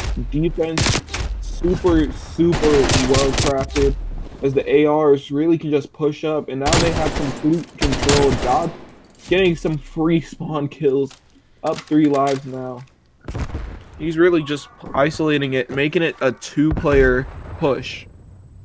Yeah, Dobbs just being super annoying in their spawn right now. Able to get another one. Currently on a 5 spear. The man is just heating up. Chitter with the picks on red from behind now with some entry onto the point here. They're going to get progress onto their second pick. But Dobbs getting that pick off of Chitter takes him out of top comms. Only one more person that's going to be present in that hill. Dobbs going in for the chow. Not able to successfully go onto the hill. Blitz with that important pick. Now control of Bridge. Absolutely, yeah. And it looks like with the time on the clock, unless Blue makes just a huge play and Corn gets a free pick, but he doesn't see another one in there. 10 seconds left on the clock. It's not looking too great for Team Red to be able to fully get control of this hill. But they managed to get 2 off. It looks like that's going to be the last push. Unless, once again, they're barely managing to get these contests in. But yeah, there's not enough time. Team Red manages to take it on the offensive end. I mean, defensive end, sorry. Yeah, Chitter just not able to hold down that last few seconds there. The main thing that I noticed when it comes down to control is that it comes down to team commitment to a specific point. And also, if you're just not getting that progression, sometimes you got to send a lone man to A to try to switch up, pull him back a little bit, and get that that mid-map control. That's basically what we just didn't get out of Blue right there. Yeah, and right now I'm just looking at the slang. It's really just Hansen is for some reason struggling. Last set, he was really one of the best players that I was seeing. But right now, he's sitting at 1-7. Yeah. Again, no real side control off the break right now. But again, defense is king right now in control. It's playing really slow right now. Some 30 seconds now have gotten off the clock. And yeah, in our final 50 seconds here, Red just doing the best that they can to just keep Blue off, but Preston getting nasty, doing exactly what needs to be done, pushing up into their spawns, just trying to keep them off of that point for as long as they can. It's just not working out too well for them at the moment, but live count still looks even. Red able to get some progression on B. And their top green control player, he is playing decently well, but he gets traded out. So now they have no top control. Nothing could watch that from bridge side.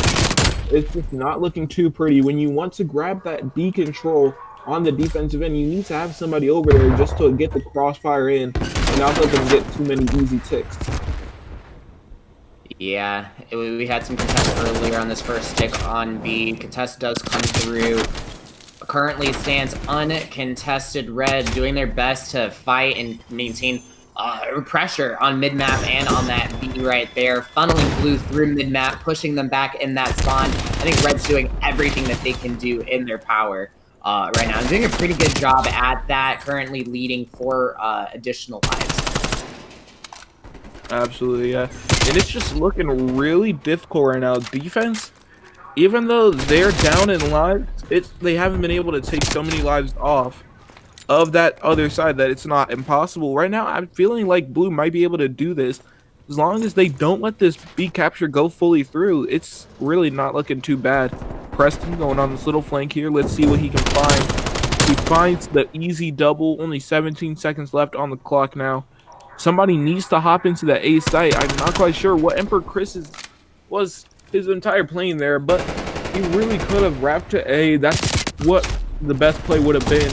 Get some free time, but now there's not enough time. And again, defense is king. This Team Blue takes the round. Yeah, I think what the big play is going to be out of either one of these squads to take an offensive round. Someone's going to have to get nutty. It's going to have to make a play, make a call, and the team is just going to have to follow that to just have that aggression on the map here. Everyone, it seems like, despite the kill feed, it seems a little safe at the moment. It's just coming across a little bit more TDM. Neither team is completely like dominant at this point yet. Yeah, it just feels like there's a little bit of a lack of communication. I feel like, yes, they're calling out, but nobody's really calling a strategy. They're just running around doing whatever really they feel like doing. It's just solo push after solo push. Yeah, it's going to come down. There needs to be a little bit of strategy here. Emperor Chris, that's going to be 3 down for Blue right off the bat here. Chitter answers back with a pick off of Corn Melts here, doing his best just to keep Red off. If you're trying to keep Red off of that hill, push them back into their spawns. Emperor Chris with the pick off of Chitter there. Big kill, able to take that progression back down. Absolutely, yeah. And something interesting I've seen is that there really hasn't been any major plays towards this A side. I know top green is a little bit hard to take control of if you're on the defensive side, on the offensive side, but again, A is just a lot easier to capture. With the B side, there's so many angles you have to watch. For A, if you can get somebody in there for a little second, you can get the time, just slowly dial that in. Nobody's really going to be able to contest it. You can just sit behind that satellite and you'll be fine. Deputy Hanson on a 5 spree. Yeah, he called it perfectly right there, too. Preston just doing exactly just that. And getting in those uncomfortable situations, at least pulling them off of that B bomb or the B site. Now, Blue able to get a little bit of progression here on both points. It's just crazy. Live count so relatively even. 12. Absolutely, yeah.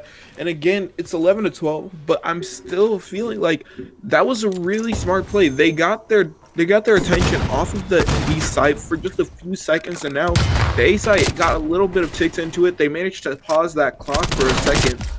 But now, again, it's just back to the same old, same old. Nobody's really going to pushing to that main site. It's just coming down to people not playing as a unit. It's playing for solo, playing for kills right now. But I do like what I'm seeing right now. Deputy Hansen did turn it up a little bit. Preston, +3. He's not as dominant as he was in that search and destroy.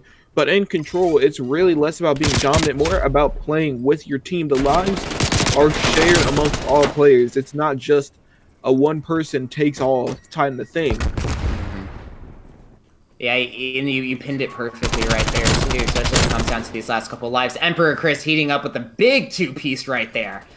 It really comes down because at the end of the day, when the respawns are gone, turns right into S&D. Just to try and get some extra time here, Deputy Hansen not able to get that pick right there off of Emperor Chris. Emperor Chris traded by Preston.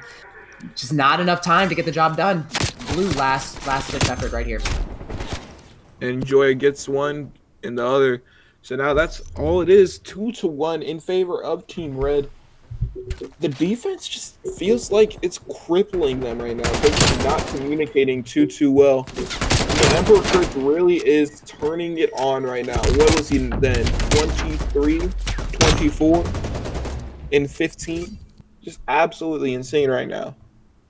Yeah, and if we can get a quick view of the scoreboard just to see guns in usage, we only have one MP5 out. It seemed just switched over. So 274 U's or 2 and 2. So it's relatively even. I still just don't see the plays to be made here. Absolutely, yeah. And already a heavy push towards mid. But again, it's just looking like they're split pushing everything. Looking at Team Red right now, it's just solo push after solo push. Deputy easily guns one because they have it set up properly. Emperor Chris does go for the ace site, but he's immediately going to try to play for some kills, wrapping back towards the B site. Yeah, it's kind of genius there just to get a little bit nasty in their spawn a little bit, hold them back while your team's able to get some progression on B. Got a little bit of the A, but playing for that B kill that we just saw was super imperative. Now with a live count of 5 over blue, that's something that you just absolutely love to see. The first tick on B is going to go to the red squad here. Maybe this can be the first offense. They can close out the round 3-1. Yeah, for sure, man. Already a tick is in, 50 seconds on the clock. But defense again, it feels like they're not really playing around each other when it comes to playing on the offensive side. Just they fall apart every single time. It was aggressive at first, but now they're slowed it down again. And you see Blitz, he's just holding them on the side, peppering shots in at any given moment that he can. And now everything is grinded to a standstill. Yeah, blue reclaiming some of those lives back. Still down by 4 here. Just keeping red back, but that's all they need to do. Just play these important kills, set up, and just hold. Absolutely, yeah. 14 seconds on the clock. Team Blue is just really stifling them right now. Despite being up and live, they haven't had anywhere to go for almost a solid 30 seconds. And that's done and dusted. We're going 2-2. Let's see which team is going to get the offense and which team's grabbing the defense this time. I believe it is based off of kills. So right now, let's just do some quick math here. I believe it's going to be going to Team Red on the offensive side here, or the defense. My apologies. Let's get 5 gifted in for that math right there. I didn't go to school for math, but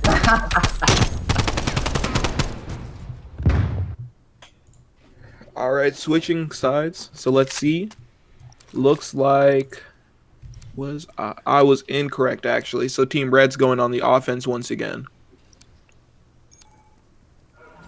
Final round, not one team able to get an offensive round here, so it's going to be on blue. Maybe they can make something happen here. It looks like they're trying to lose early control of that top bridge. Chitter with the pick off of Cornmelts, able to get that done, but gets traded out by Chris. Their Dobbs beating up with the pick off of Blitz right there. Emperor with the pick off of Hansen and mid. It's just a bloodbath. Red doing everything they can do just to keep blue back in their spawn. I think running those ARs is in this meta, and especially on this map, keeping that team back in their spawn, it's just hands down. Obviously, yeah, like Team Red right now, they're down by. Team Blue right now is down by 6 kills already. Like, the life count on defense, it just feels like you can stifle all of these teams so well. It's almost impossible to come back from it. It's really just a testament to how well you have to play as a unit if you want to get these offensive victories. Mhm. Just even looking at the slaying Shitter, yeah, he is struggling right now as a whole, but he is their main SMG for now as Blitz and Preston. Preston's actually doing pretty well, just about neutral. But it's just a matter of slaying right now and a matter of playing together. The solo pushes are really what is crippled Team Blue. Only 6 seconds on the clock. They just now have managed to hit both of those sites. A is going to be slow capped, but it's honestly crippling. Just look at them. They're playing scared at this point, just trying to stay alive as long as possible. Only 5 seconds are left on the clock. It's not even enough time to get to the hills, and that's GG's. Team Red, they absolutely just annihilate them in that final round. They're taking it 3-2. Yeah, in this map, it's super tough to break in, especially if you're just not slay heavy in that department. And that's exactly what they need to do. What we were talking about is playing more as a group, playing more collaborative as a unit. Guaranteed, if they 4-stacked B and extremely just and set up, or even vice versa to A, and just committed to that, probably would have seen some more success on those offensive rounds. Absolutely, yeah. So now we should be seeing another rotation. We only have about 8 minutes until the next one. Yeah, we can take a break until 5 o'clock if you guys needed to take a few minutes to yourself. We'll probably not start the next lobby until exactly 5 o'clock or maybe a couple minutes after once we get everyone in. Sounds good. Well, that was an interesting couple of seconds in the chillin' chat, but Oh.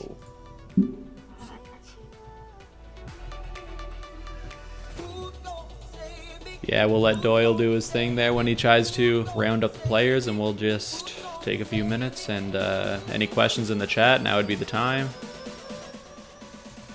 Shout out to AQWO10 with the follow. Love to see it.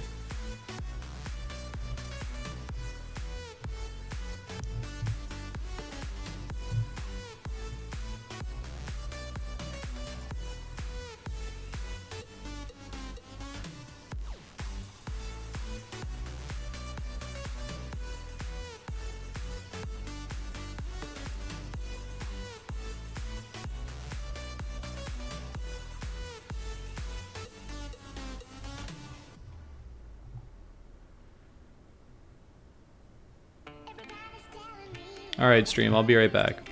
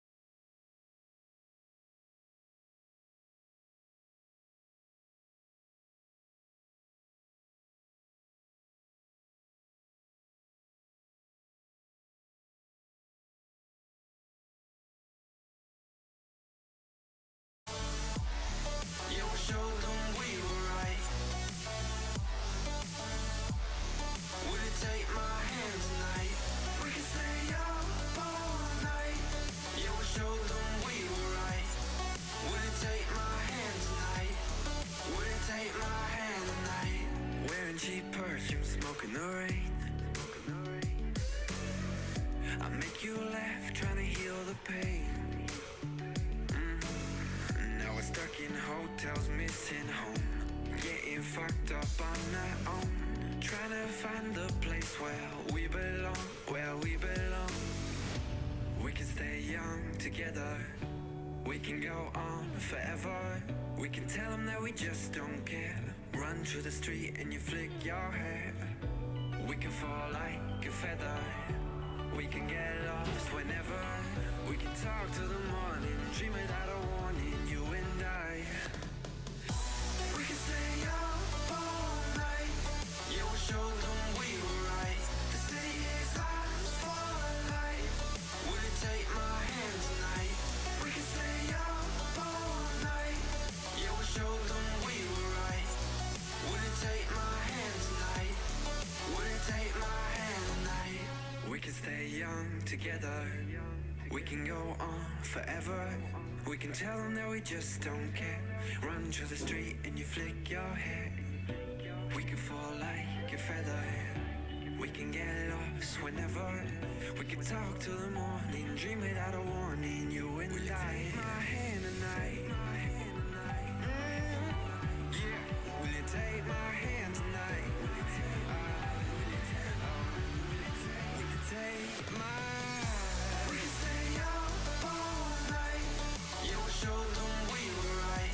The city is our spotlight, will you take my hand tonight?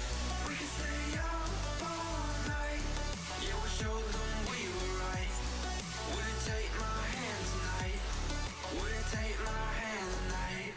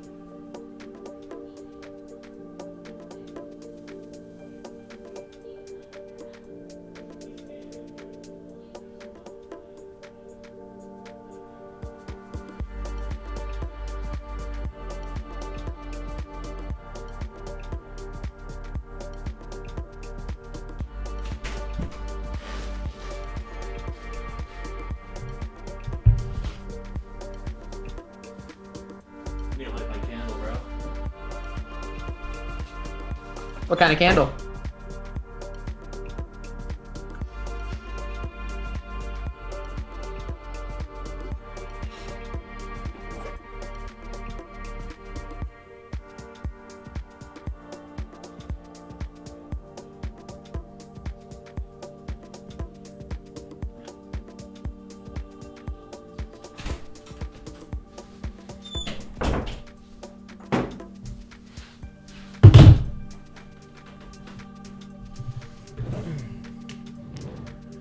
Okay, boys, I'm back. Did you end up lighting your candle? Yeah, it's lit. Okay, let's get back on track here then. Yes, sir. Doyle didn't divide up the teams yet anyway, so we're not behind. We're actually just chilling. Yeah. Yeah, I'm already seeing a name that I casted last weekend, Schmaxel. Yeah, he's actually the only mod that we added so far. Yeah. He took the liberty of making all the stat sheets so far, which is pretty hype. Hey, that's good looks on him. That's nice.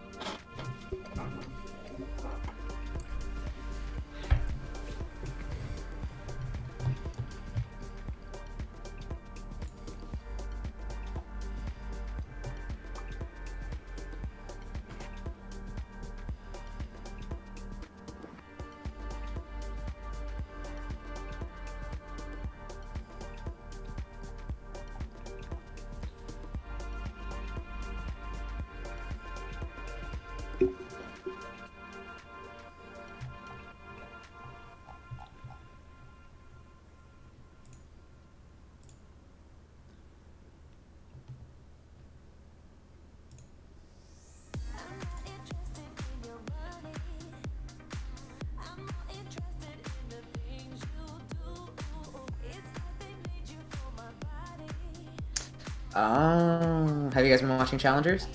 Oh yeah. I haven't Triumph seen- lost to Karma 8 Saints Classic, finishing at 8th. Where did are they still competing? I think that was a loser's bracket match because Karma lost to. Yeah,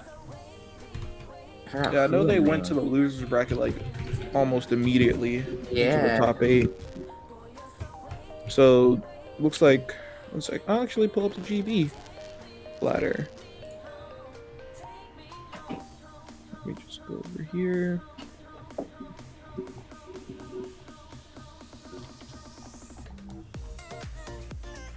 Yeah, so Karma lost to Spart's team I mean, in the wasn't winners. that Emma Ruiz, Glow Frosty, and Mayhem. That's what it was.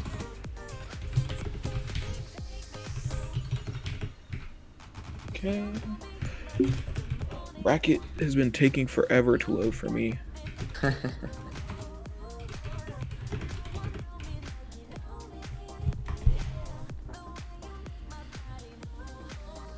Looks like we got the squad into actual teams that they wanted. Alright. We just have to divide them in the Discord.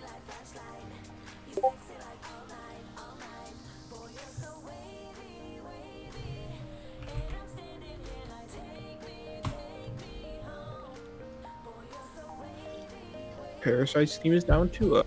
Okay.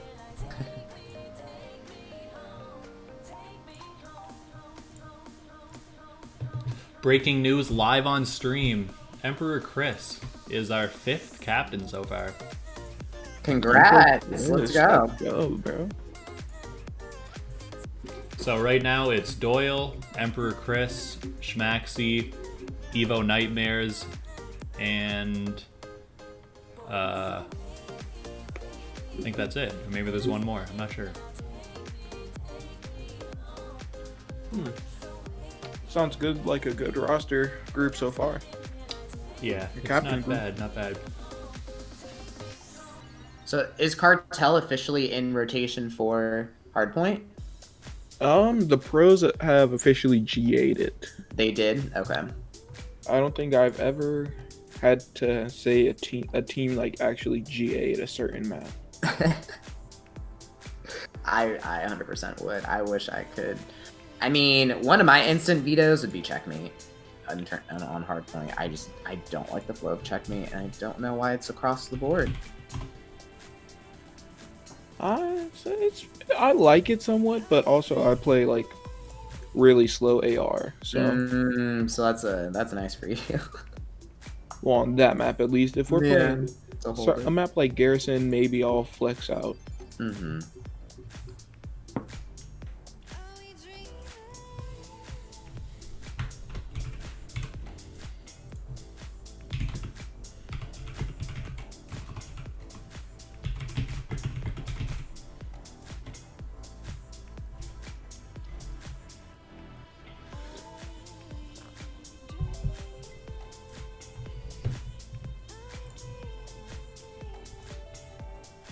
Okay, Doyle's splitting up the teams now, so we should be ready to go here soon. Awesome. Alright. Yeah, you got the lobby right. I have it right already? I haven't even touched anything. Oh, never mind. I'm completely wrong. I read it wrong. I was gonna say, that's pretty convenient. Both teams are fully in their orders, so you can just What? Really? like they're both in their Discord channels for Oh, once, I so thought you meant it's pretty right easy. on screen. I was gonna say, holy shit. No, man. no. That's insane. Okay, let's see this one. I tried to just wait a little longer because I know it only takes about 45 minutes to finish a series anyway, Yeah. so I was AFK trying to get for a some new sec people anyway. in. Yeah, it's all good. I'm sure the boys in the casting don't mind a break anyway. Going hard now for like 2.5 hours. Yes, sir. Hey, don't mind a quick little commercial break. We're good. That's true. Hopefully this will be a good series. Some good players I've seen so far, so should be fun. Yeah, hopefully I don't really get any excited. DMs after game 1 saying switch up the teams. I'm like, that's all Doyle, man. Don't come at me. Yeah, well, Preston and Royal supposedly know each other, and they wanted to be split, so Okay. hopefully that'll balance the top a little bit. So Kazina Castu. Yeah, that's right. When you leave, it should balance itself out. Yeah. Yep, I forgot I was still in here. There we go. Okay. Avalanche just DM'd me, Doyle, and asked if he could jump in for some games. So just tell him that he can get in if we need a body, I guess. So, but yeah, whatever.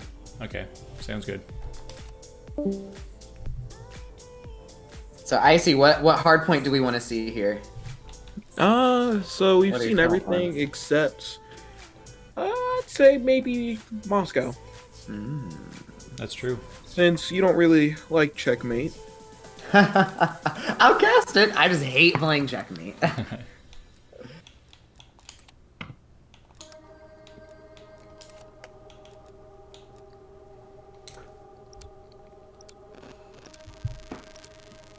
know if that's my wire.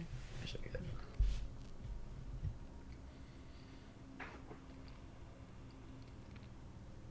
All right, chat. So we are hopping in onto some hot Moscow hardpoint. Anything's possible. I think last weekend we had a 250 to 247 on this map. So, and with that, some of these household names coming in, casting Schmaxel from last weekend, one of the mods that we have playing as well, and Preston and his buddy Royal. I think this is going to make for a great match here. I see.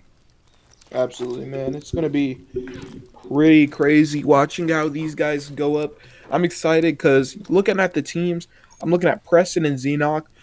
Preston last game, he was going insane outside of that control. In Xenoc, I've played with him before in over a $2,000 league. The man was putting up insane numbers. Yeah, that's something that you absolutely love to see. First hill goes contested, goes in favor of red so far, but blue gets that trade cosmetic with a trade off of Dios. Now able to claim some time on this first hill. Red with that back spawn near statue puts them in a little bit of a better position, but blue able to get those really important kills at back police to square out and put red in back P3 spawns. Absolutely, yeah, a beautiful play right now out of Team Blue. They're really just holding this really well. They flip the spawns and they're in control of the current hardpoint. What is it? About 10 seconds left to go. Royal is the only man really close enough to make a dent in this next hill. And Xenoc is just going to run and he's just going to chill. Spawns once again a flip, but Xenoc is going to play his life here. He's just being annoying right now. That's 3 down, 14 blue, but they spawn so close. It's almost impossible for Xenoc to do anything as he immediately gets taken out like that. Yeah, red squad was just able to insert themselves honestly right at that top checker point where Preston is right now and split the spawns, spawning blue back. And now they're able to claim some time on this hill, though. Cleared out by Xenoc, gets that pick off of Dios. In hill here, red doing their best to reclaim some time. Heading, I believe, into this last 20 seconds on this first hill. About 22 seconds is left on the hill. So on rotation already, we're going to see Dios moving through. He's at 1-5 right now, so he's not doing too great. But you know what? It's still early in the hill, so I mean, it could change just like that. All right, now it's going to be a battle between Xenoc and Dios. They're both just sitting in the back waiting for each other. Xenoc hears him. He's just sitting in that corner waiting for something to happen. This is patience. Absolutely beautiful. And he was he barely gets it. I wanted to see that execution come through, man. I think the audience wanted to see that too. But thank God to Xenoc holding that back anchor. Blue was able to secure spawns. Red spawning super close, ready to clap some cheeks here. But blue maintaining some time on this hill now, pulling away with a 30-point lead. Red doing their best to pick up the scraps and keep it moving. Actually, yeah, and with that contested hill, actually what's going to be happening is that backbank spawn is going to go in favor of Team Red. Team Blue is going to be spawning front escalator, so it's just going to be a clashing battle right now as nobody can really gain too much hill time. One of the reasons I really do enjoy this game is just how well the spawns are split apart. So as soon as a contest goes through, there isn't going to be those sticky squad spawns from Modern Warfare. It's going to be logical. It's going to be put together and well made. And that's what I really do like about this game so far. The spawn system, though it is a little bit buggy at times, it is somewhat within reason. Yeah, I definitely would give it like a pretty 80-90% thorough in terms of spawn. I mean, anything at this point is better than Modern Warfare. But back right into the action here. Red now within 10 points, reclaiming some time on this hill here. Full stack. Blue scrambling to get through B-Dom to try and get some time on this hill. But they do have the rotation and spawns going into that next hill. Absolutely, yeah. And through this first rotation, it's been fairly even once again. But Preston plays a little bit weird there. That's a beautiful little double he's got, and that's a full 4 down. They're going to be spawning out for this hill. So now P2 is going to be in favor of Team Blue, down just by 1 point. They're going to get initial time. And it's looking really good so far off this opening break. Yeah, right off the rip going into the second round of rotations here. Number 1, it's going to be Cosmetic holding that mid-courtyard, but being approached by a full sea of red coming up behind him. Schmaxel just trying to get that entryway coming in from courtyard. Cosmetic taken out by Juice. That is what red needed right there to push right into this hill. They just need to keep it pushing down by 20 seconds. Absolutely, yeah. And there's 30 seconds on this current hill. So really, they could take the lead. They just need to do exactly what they were doing at the first hill, and that's exactly what they've done. The parallel spawns are coming in again. Spawning at the top escalator is going to be Team Red. Bottom blue is going to be holding control. But Preston, they're going to be trying their hardest just to retain control of these back spawns. But it doesn't look like they've done too good of a job as now. You saw Royal RX. He pops up deep buses on that mini-map. He's going insane. Yeah, I think the blue squad has definitely realized that these spawns for this back P2 PlayStation is vital. Xenek was not able to gets a shot punch right out of top police. Red reclaiming that ground, and it's looking brutal for blue right here on hill. Oh, but Preston with the pick off of Juice, traded out by Dios. Blue still in control. Absolutely, and just looking at the sling department, it's kind of surprising that Team Red has been able to keep up so well right now. DLRX struggling at quad negative. On the other side, it's somewhat negative as a whole, but Xenoc putting up 17 and 7. I knew he was going to be the guy to look out for Team Blue. On the opposite end, Schmaxel absolutely having positive 7. These dudes are having a duel right now. It's the battle of the flex. Yeah. I do like what I'm seeing out of both squads here with the early rotation, and blue with that first pick off of Royal on rotation, splitting up the red squad a little bit, but it's going to be a hard push through that back for Deputy Hansen right there. AK versus AK. Absolutely, and Deputy pretty much just gets pinned back there. It's going to be really, really hard for them to be able to push out from there. Team Blue is in the back spawn, so they could potentially get a really nice hold from here, but Xenoc, he has to stay down. Juice manages to take him out, so now Team Blue is spawning all the way out. The spawns have flipped. In control is Team Red. The hardpoint is in their favor unless Team Blue has something to say about it. It's really just a back and forth type of game here. Rotation's already going down. Team Blue is in control. And it's really just really well balanced here right now. When it comes to slaying, when it comes to the score.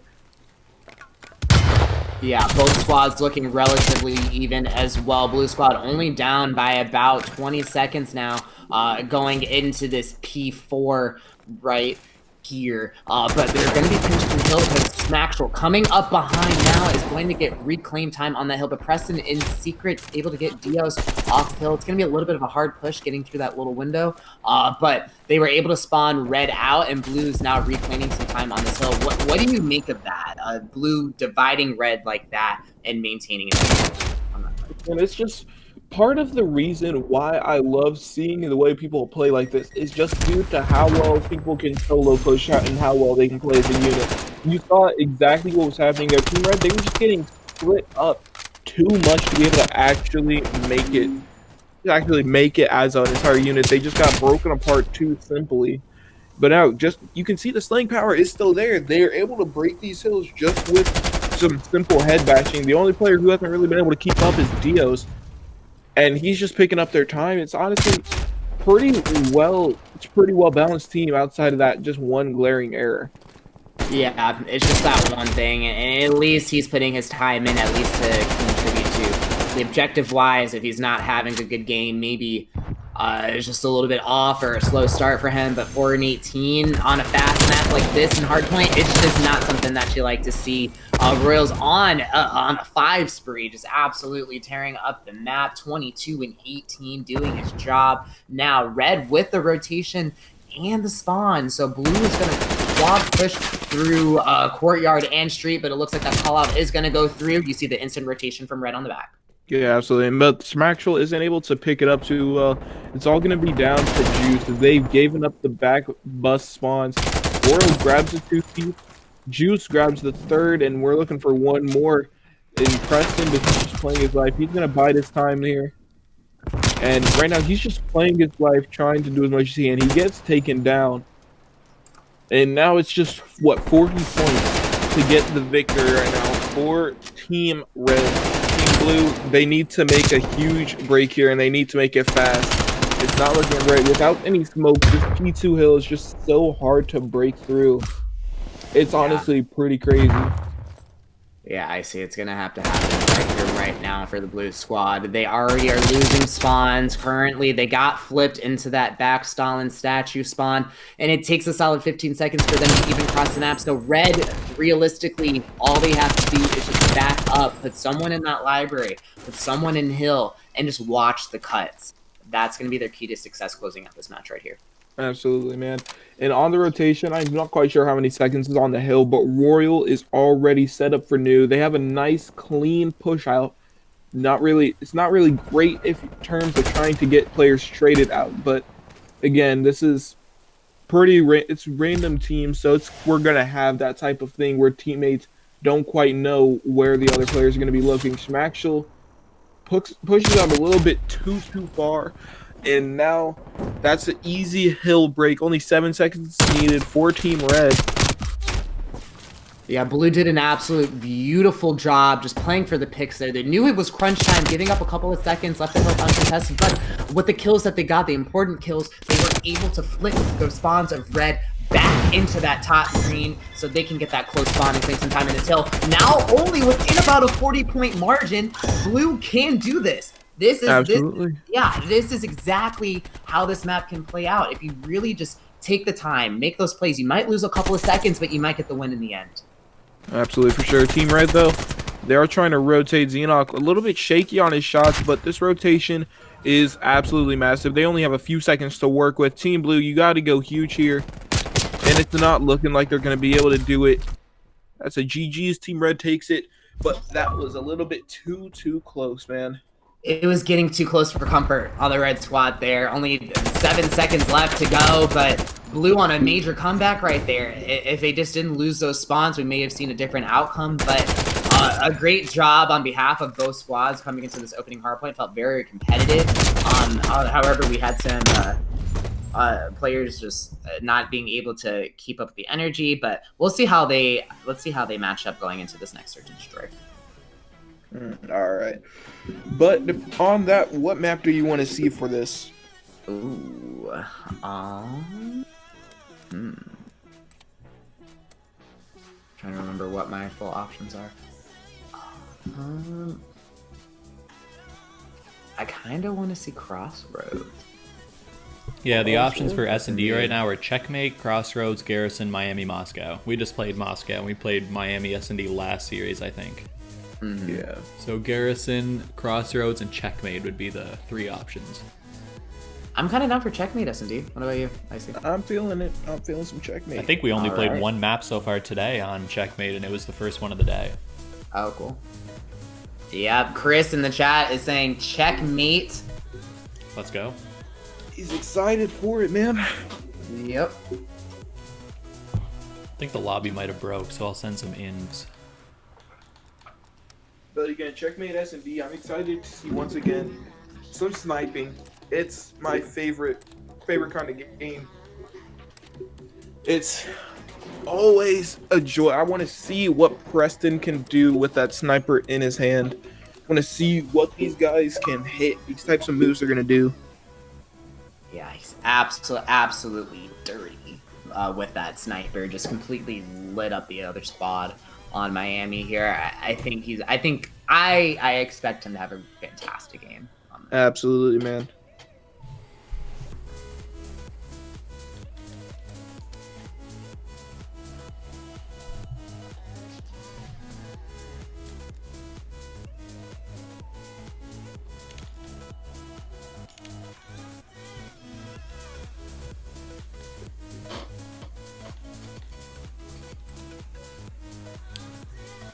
So it looks like we're waiting on Xenoc and the Juice.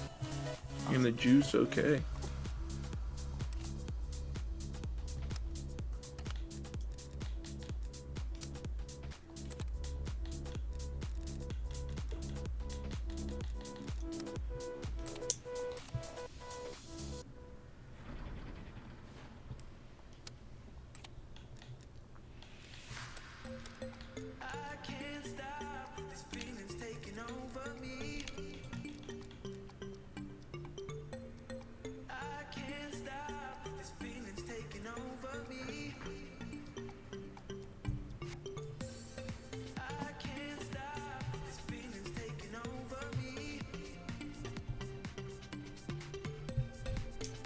So I think that's everyone. We have 8 plus me. Alright, good to go. Perfect. Just check, make sure the teams are right, but I think they are. Yep, we should be good to go. Yep. Perfect. So I see you said you run an AR typically? For the most part, yeah, I prefer running an AR in this game. The SMGs just don't feel right in my hands, really.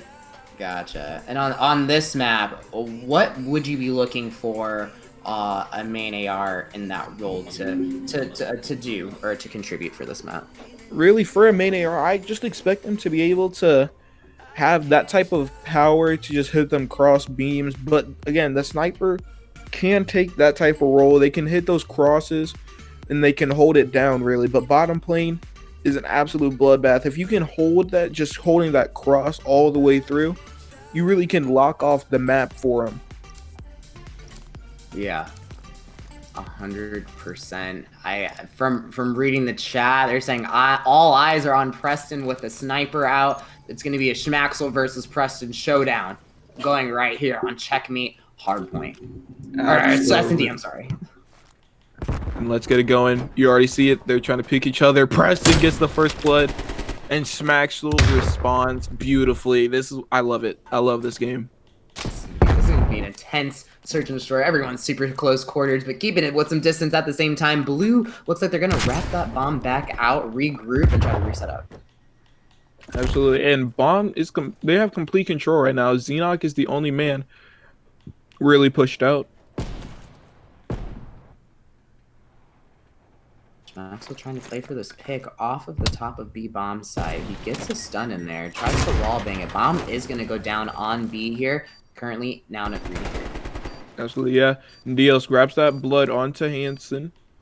Now Xenoc, he should be calling out Schmaxel, so Cause knows he's there. It's not looking great. The window push from Royal works out perfectly. That's an easy defuse. And 1-0 up goes Team Red. That's beautiful snipes out of both teams, but it just feels like Red just played it better. They played better around working with each other. That double push that they had stacked up, one player holding that top wing while the other one challenges that same exact player. It's just beautiful work. It shows their chemistry despite not having played together. Exactly, and for Red to retake the bomb site in such a close quarter, it can also be slightly intimidating having to break that bomb site, but they played it beautifully, picking Blue apart, pushing in, and then just getting that defuse. Absolutely, yeah. I'm just waiting to see, once again, that sniper duel without anybody else taking another shot at him, because really, that's what I'm waiting for, just a one-on-one. Who is going to come out on top here? It's looking like another plain push. The A-site really is not popular right now, but Hansen pushes through. He hears him. And Hansen guns Dios. Isn't that beautiful? The bomb site is trying to free the photo of everything. Going beautifully. It's now down to a 2v3. Yeah, 2v3 bomb has yet to go down, though. Looks like they're going to still try to push and make this B push happen. Blue just looking for the comms here. Oh, Preston with the snipe on Royals right there. Top lane, Schmaxel, last alive, gets picked out by some wall bangs. Round goes in favor. Tying it up 1-1. Absolutely, yeah. It's looking really like the snipers aren't really having too much of an impact. I would love to see one of them just sub it out for maybe an SMG, really get those tight quarter gunfights in there at that deep plane. Mm-hmm. Yeah, because, I mean, the way that some SMGs can really work some unknown routes on this map, try to work a flank, nobody really pressed in with the first blood I give off up. of Dios. I give up. It's just absolutely insane. I need a snipe Taj immediately submitted to phase 5, like now. And he already has it. He's trying to find the gun. Can't really see it, but he knows there's at least one more player in the back. He doesn't see, but Juice seems to be AFK. I don't know if this is an AFK big brain strat, or unless he might be actually AFK. Or, yep, so back to Preston. Looks, he's going to pull out that sniper. He hits the first snipe, but it's not looking too great. The Juice is the last alive, and it looks like he's back to life. Okay. Wait. He gets some beautiful timing. I don't think he knows the bomb was down. He's just going for that little wide flank. Timing is everything here, and that is it. Team Blue takes it. They grab another round.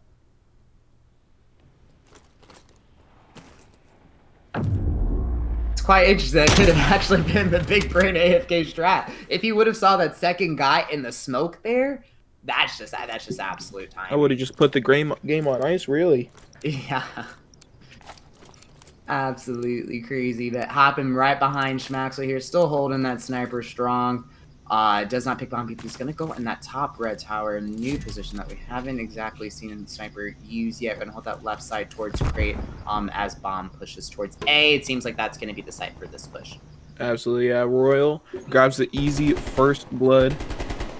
And bottom plane seems to be the place where they're going to be pushing through. A site, relatively uncontested right now. It's Team Blues just wrapping it through mid. And now you see the rotation coming through. Preston grabs a blood real quick.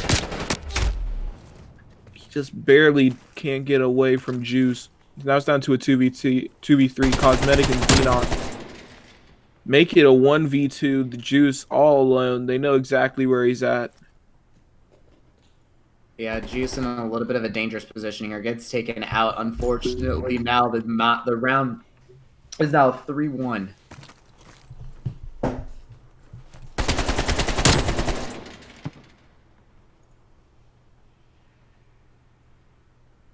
Let's see the shots here. Yeah, just playing patient for those picks on top lane, just waiting for the cross there. Absolutely love to see it. It looks like Schmaxel has put away the sniper, brings out a 74U. Maybe this is exactly what you were referencing. Absolutely. It looks like they might be going for a little bit more of an aggressive strat. Pulling out the SMG. Kind of interesting as a choice in this map. And let's see it. Preston with the snipe. Just barely misses him there, but now they know exactly where he's at. They're allowed to isolate. That's exactly why the SMG is vital. As Schmaxel grabs the 3-piece. Schmaxel grabs insane shots there. It's all down to Preston, and he has a sniper in hand. And that's the round. Schmaxel. That's the tweet. That is the tweet right there. Unbelievable. Absolutely unbelievable. Exactly why I thought he should just pull out the SMG. It seems like he knows exactly what he's doing. The awareness right there. And he just absolutely melts him. Yeah, that 3-piece, almost the ace, definitely brought them back into this match. Now only down by 1 round. big offense round here for them. Let's see exactly how they're going to push this. All right, and let's see again. I think they're going to run with that SMG setup here. Smaxel doesn't look like he's sniping. Royal RX bees Preston deep. And already it's looking like they found a counter to Preston's sniper. He is able to hit those crazy shots, but that's a quick round, man. That's insane. A 3-3 comeback. Royal with the beautiful beams here. Then he just holds the angle. Makes it look absolutely easy right now for him. Yeah, it's absolutely holding down that lane, and I think it was Schmaxel with the 2-piece at the end in the plane, correct? To close the round? I believe so, yeah. Yeah. Insane what one gun switch, slight roll switch can do, and it propels them back into this round. And for a player to be cognizant of that, that's a great that's fantastic. Already. You see the weird strats out of the Jews running that 3x zoom scope. Preston's still running the sniper. Honestly, I don't know about it at this point because he's been getting early blooded and then isolated just because they know exactly what he's going to be doing. They know exactly what angles he's going to watch. It's just honestly almost like a 3v4 at this point. Mm-hmm. Yeah, sometimes without like that true presence of the sniper and you know, this map, it's hard to really get those crosses. And if a sniper really isn't getting first blood to Preston with the sniper, hopefully maybe he can pick up the second one. But his team needs to, I feel, to gain more map control out of that first blood out of Preston. Absolutely, yeah. Like you see it right here, they're going on that A push, but he was still sitting back top tower for so long. It's just stifling. The execution from Preston though. Last alive is Dios, and they managed to get the win for that round. Yep. Preston had to do it to him. 3 first bloods to his name. Sniper in the right hand, trigger with the left. Gets that kill on Schmaxel. 4-3. Favoring blue.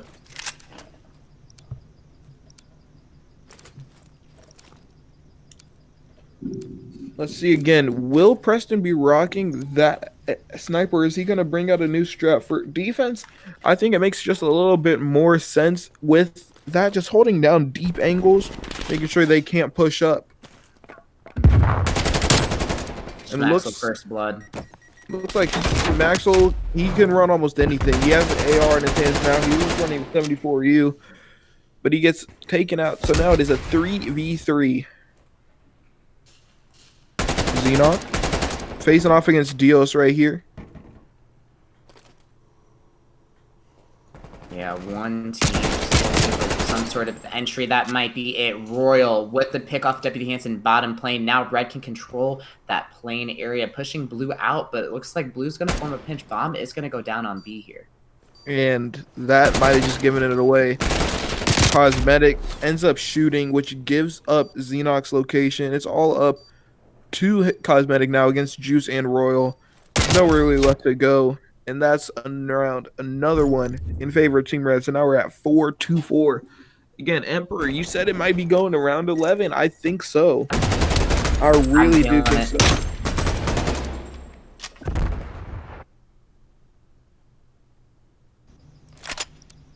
I am feeling it. I'm feeling this S&D on checkmate. The players are playing fantastic.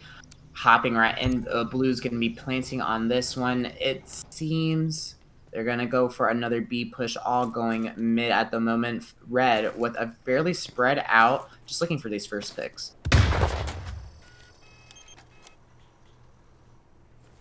And early, it's just a slow push right now. B is looking like the place to be. For Team Blue here, though. Xenoc slowly trying to push forward. Preston finds the first blood on Smaxel, but immediately gets traded out. So now we're looking at a 3v3 here. Make it a 3v2. The bomb is going down for Xenoc, though. B bomb site gets him as well. So now it's all down to Cosmetic. Juice is already defusing. It's not looking great. Dios gets one.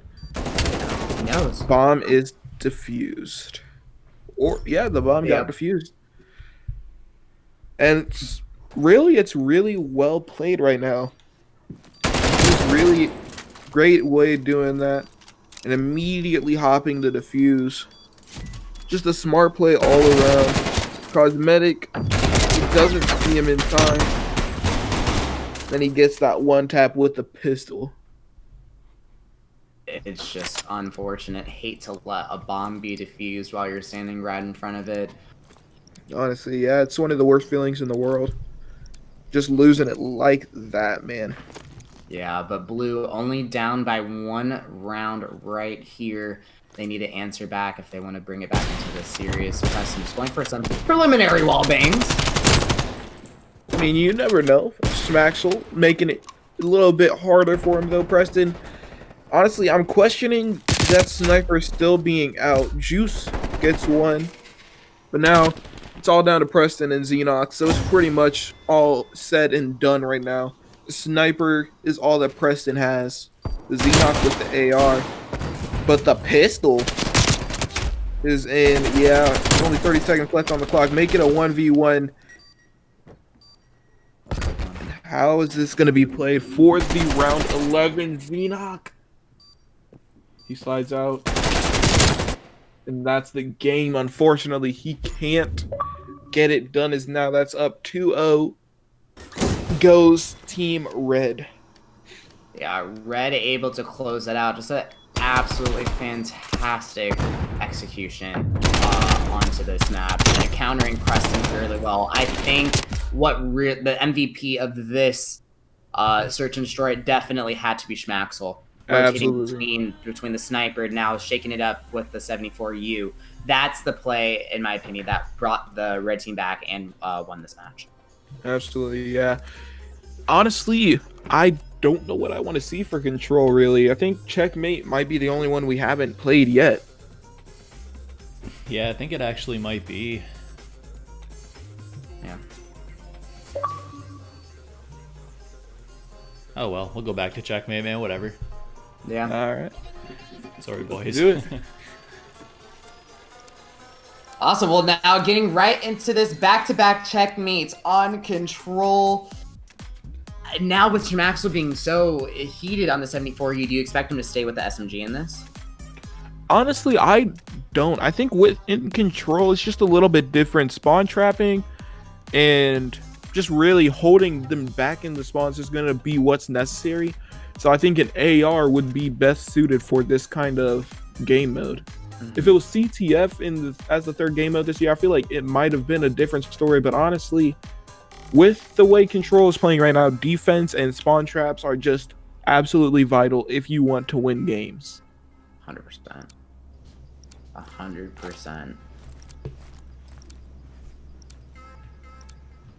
All right, well, hopping in right behind this red squad. See what dominance they can assert here. Preston, is he going to answer back? Deputy Hansen was hot earlier. Can he bring that back? Schmaxel is running the QBZ. I played in a scrim with him, just some 8s, and he pulled out the QBZ and he was talking highly of it. So I'm gonna see if he keeps that out. Gets picked off by Xenox here. Both teams, Xenox with the 2, and then no progress being made. Currently, both teams still at a standstill, just waiting to get that map control. Blue getting initial.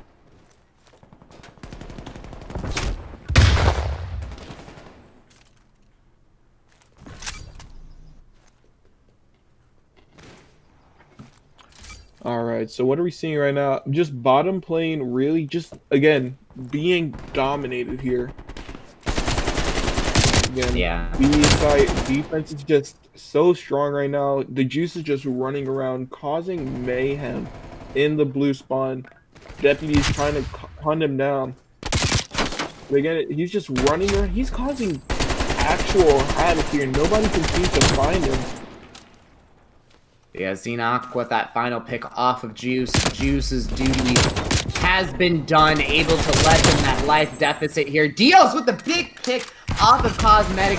to take down that tick on a contest. Does not come through. Schmaxel looking over his head. Don't worry about it. Get that pick off of Preston. Xenoc with another pick on Royals here.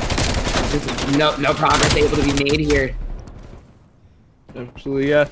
And only 20 seconds left on the clock. No progress at all has been made. It's actually just stifling just how little control. Preston is finally in the hill.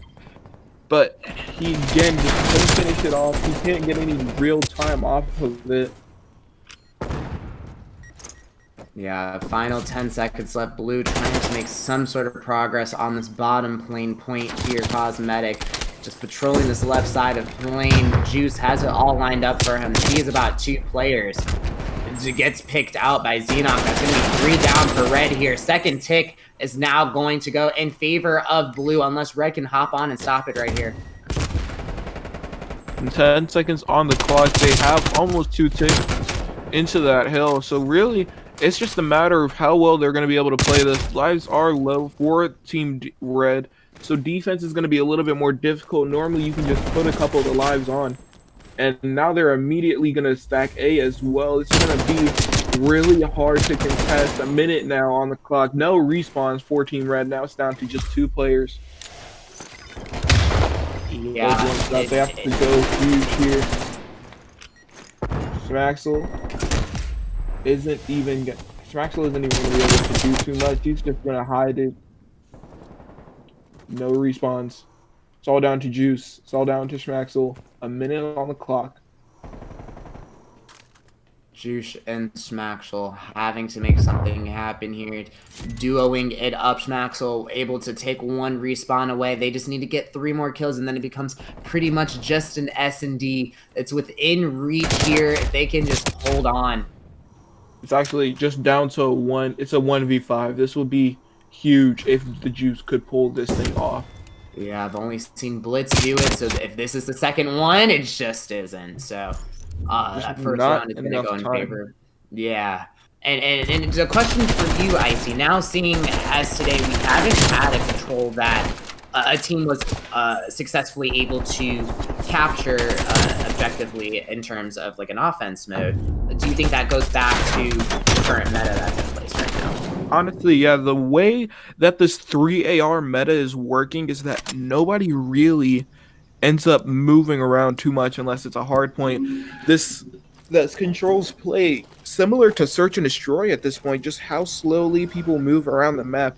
The only people really who are running around are the SMGs and people in their spawns. So again, I'm looking at players like Preston. They need to just keep it moving, keep rushing around. Because looking at him, 16 engagements right now. He's one of the highest on the leaderboard when it comes to that. But he's sitting at 8 and 8, 12 and 6, 13 and 6 for Xenoc on a 2 spree right now. Absolutely crazy.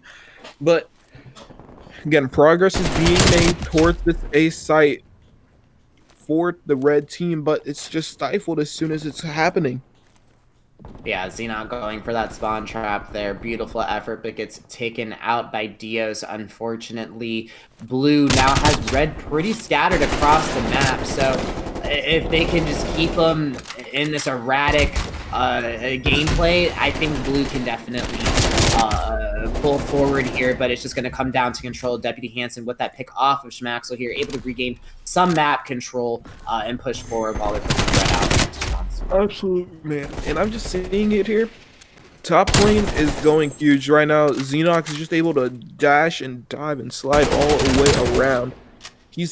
They're up by 4 lives on Team Blue. It's looking like Team Red just does not know how to play control right now. It's just it's just kind of bad to see with how well they were playing in that Search and Destroy, with how well they played in the hard point. Now seeing how they just cannot seem to get any real progress. They just now got their first tick with 19 seconds to go, and Preston shuts it down as soon as that happens.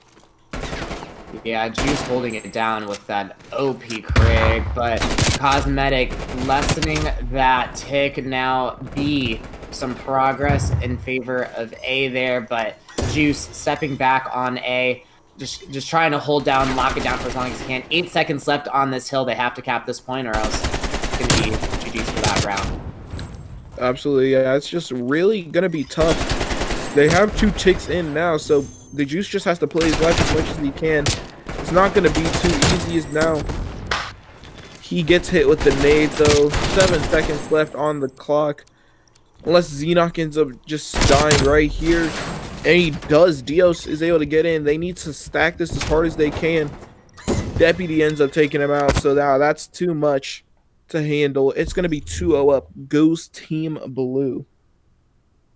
Yeah, Red just not able to secure that last couple of seconds on that tick. Unfortunately, just costed them for this round. Now down 0-2, backs against the wall. And you were right, they did perform spectacular in that search. They just need to bring a little bit of that momentum, some of that energy back. I don't know what the comms look like, but as long as they can continue to play a cohesive unit, I think they should be fine. They just have to commit. They should be on offense here, I believe. No, Blue is on offense. That's my mistake. But Red, it's a defense-heavy meta right now at the moment, so they just need to hold on to Preston with that first pick. Now already gaining some of that momentum onto Preston with the 2 gets taken out by Schmaxel. Absolutely, yeah. And it's just really difficult for an offensive team to just be able to break through. Top lane control is in favor of Team Red. Preston manages to get gunned before Cosmetic trades him out. And again, Red is on the defensive side, so it's just going to be really difficult for them to throw the game away. Maxwell's in the back spawns, just making things a little bit dicier. They're going to spawn in the top right-hand corner of the mini-map. Yeah, that's a pretty dirty spawn. I don't know if Red has fully recognized it, but that looks like what Schmack is going to be looking for that cross. And Preston able to pick him off, and Xenoc following with the second one. Blue able to get a little bit of map control now as they spawn Red out, but they're going to have to watch out for Royal. Absolutely. And Team Blue looks to be making some decent progress towards the A site unless Royal and Juice go massive and take them both out with some simple kills right there. The lane department is looking fairly even, but I'm looking at Xenoc, who's +8 right now, really the only player in the entire map really trying to take over in any sort of the words. One more player left on the B site. It is going to be slowly taken over by Team Red. Yeah, and for Red here being down in respawns, they're gonna have to choose. It looks like they're gonna sacrifice that rest of. Well, I don't think they've even chosen yet. They need to choose and sacrifice 1 point and play lives going into the second. So I think if they can catch that rotation from Blue going to that next point, they may be able to put themselves back on top with in a good position here. Honestly, yeah. And then I'm just looking over at A zone. They just allowed Preston to capture A by himself. So that's just a lack of communication when it comes down to it. And Preston just went huge. He got an easy 2-piece, so now almost no respawns are left. There's nowhere for them to go, nowhere for them to hide. They're being locked down by Preston, who's just solo capping this thing. He's going insane here, actually, on what, a 9 spree, taking over. That's just something that you hate to see. Preston in such a powerful position right there, closes out the round, nail in the coffin, close it, put it in the ground, gone.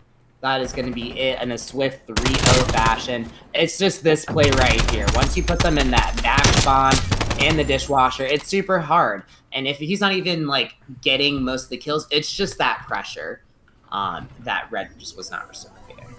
Absolutely, yeah. All right, guys, we got about 5 minutes until we start the last series of the night. All right, bet. One more. 3 more maps, and then we are ready for bed. Let's get it. As soon as this ends, I'm about to go do some 8s. I haven't played all day, and my shot is cold. Let's go. Yeah, I'm actually kind of surprised. Our 8s chat has been bumping quite a bit since we started the showcase games, which is yeah, nice I to love see. how active it is. Honestly, I hopped in a little bit too, and Seems I like love how most active they are. 8s channels and leagues are usually kind of dead, but I mean, obviously the game just kind of came out, so that helps. But yeah, you love to see the dedication from the boys, especially throughout the week.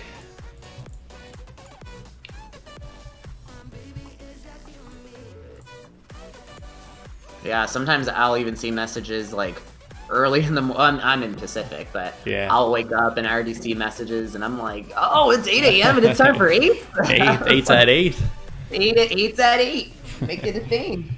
You know, like I was like, wow. I mean, I can get a G Fuel in my system really quick, but Damn.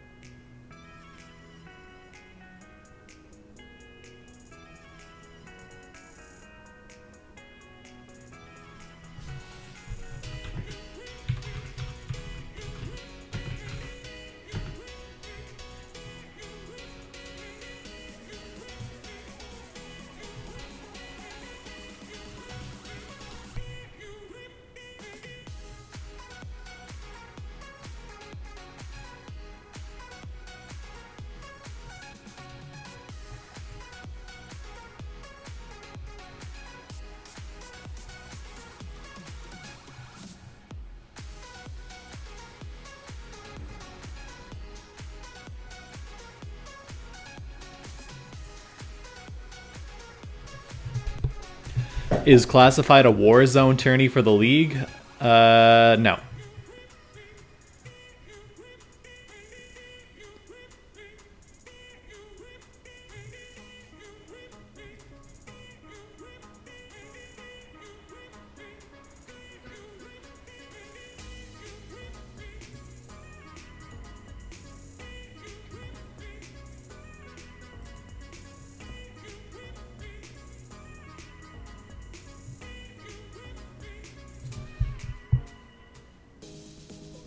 Any hints?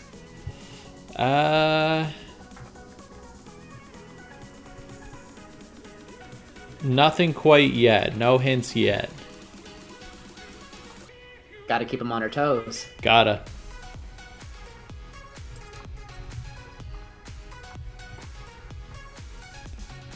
We're still trying to work out the details of how exactly what we have in mind will work. So if we can't figure it out, then we might think of doing something else, like a little easier, like a Warzone tourney or like an all-star game or something. But Classified is classified.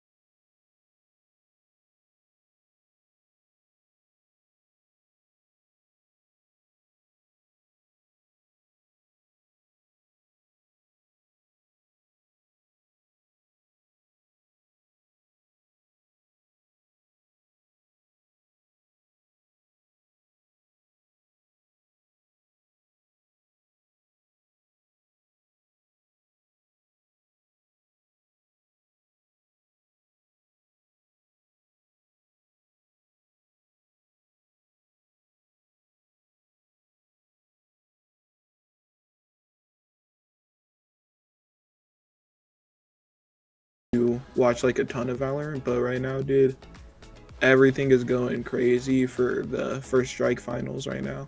I've seen Twitter.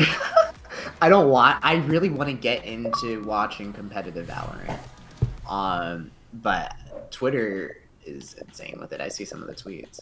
Oh yeah, right now I'm watching it while we're waiting for the next one to get in. It is 100 Thieves versus TSM, so I put up Myth, and he's literally going crazy. He has like 100K viewers, I think. Let's go. Damn, let's go. That's crazy. Yeah, he's at 94,000. I didn't think Valorant had a huge scene like that. Oh yeah, dude. So Myth has almost 100K. Ninja is watching it as well. Wow. Then the Valorant Esports NA has 78K. So it's like it's blowing up. I might need to try to get better at Valorant really quick. Yeah, I just gotta look at categories. Valorant has almost 300K viewers. Wow, It's crazy. Yeah, it's really good for Valorant though. Oh yeah. I enjoy the game. Like it's a pretty foundational good game. Yeah, it's literally CS:GO, but it plays more. It has much more fun. Yeah. All right, I think everyone's here. Awesome. Is there a hard point you want to see, Icy? At this point, we might have to. I'd say checkmate. Back to checkmate, 3 in a row. Is that what we played last map? We did S&D control. S&D control. We got to get a hard point in there too. Come on now. Okay, we'll do it. Oh man, that's funny. I actually don't know if we've seen Hardpoint. Got to get some variety in. Haven't casted checkmate at all. Yeah, we'll probably run S&D on Crossroads then. Yep, Crossroads, Search, and then maybe like Control on Garrison or Moscow. Yeah. Doyle? I did get the lobbies finally set up, so love to see it. Maybe out the teams, everybody's in their Discord channels. My God, you're good, man. Some people say I'm the best. Let's go. But I'm cooling myself off. Don't want people to overestimate me when we smoke their team first game of the actual reg season. Let's go. You're doing low-key scouting right now. Yeah, my team is gonna. I actually also rigged the draft, so I get the first 5 picks. Wow, man! Everybody Your team's gonna be nasty, dude. Pretty good, actually. We're gonna have 2 subs. I thought of just taking, first 3, having like a 4-pick team, but I thought if I just even take 6 or 7 picks in a row, then it would even make the other teams even worse. So it's a free $0 championship win. Yeah, no money, but you're still stacking your team. Love to see it. Yeah. We saw that we brought Preston on as a captain, eh? Yeah, I did see that actually. Yeah, so we have 6 of 8 filled. 6 of 8. Getting there. That's at a minimum. Yep. I'm sure next weekend we'll see another 2 guys. There's also another guy I know we have in mind that hopefully will start being a little more active and get in some games next weekend as well. So, it's not hard to get 8 captains, but trying to get the best, top 8 players is tough, especially since we can't really force people to be a captain if they don't want to. Yep. All right then, man. We will fire up the last 3 maps of the day and then do something else with our day. Yeah. All right, we're hopping in. Have a good one, boys. All right. All right. Back to back. Now back again on checkmate. Hardpoint. Sorry for all the viewers in the chat. If you don't like checkmate, you can go outside and come back in a few minutes. Yeah, we'll be over in about 8 minutes.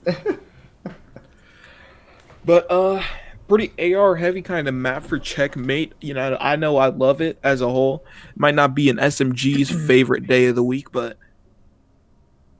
I definitely don't think it is, especially with the flow and the gameplay that we've witnessed so far. It's just been AR dominance on this map, just holding down those lanes, and even the crosses just makes it super hard for an SMG to get dicey and just make lives difficult for the other team here. But going straight into this P1, red versus blue, full send into the plane.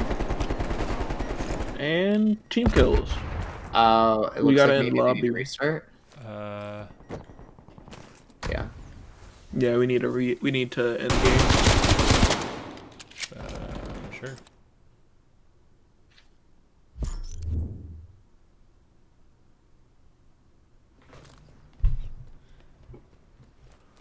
All right, let's see this kill cam here. Nasty Now stuff. that's insane. Nasty. That's crazy.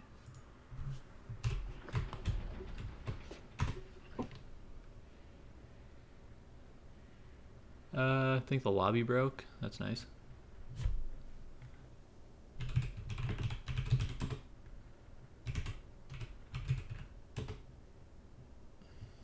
One of the guys was locked in M&K.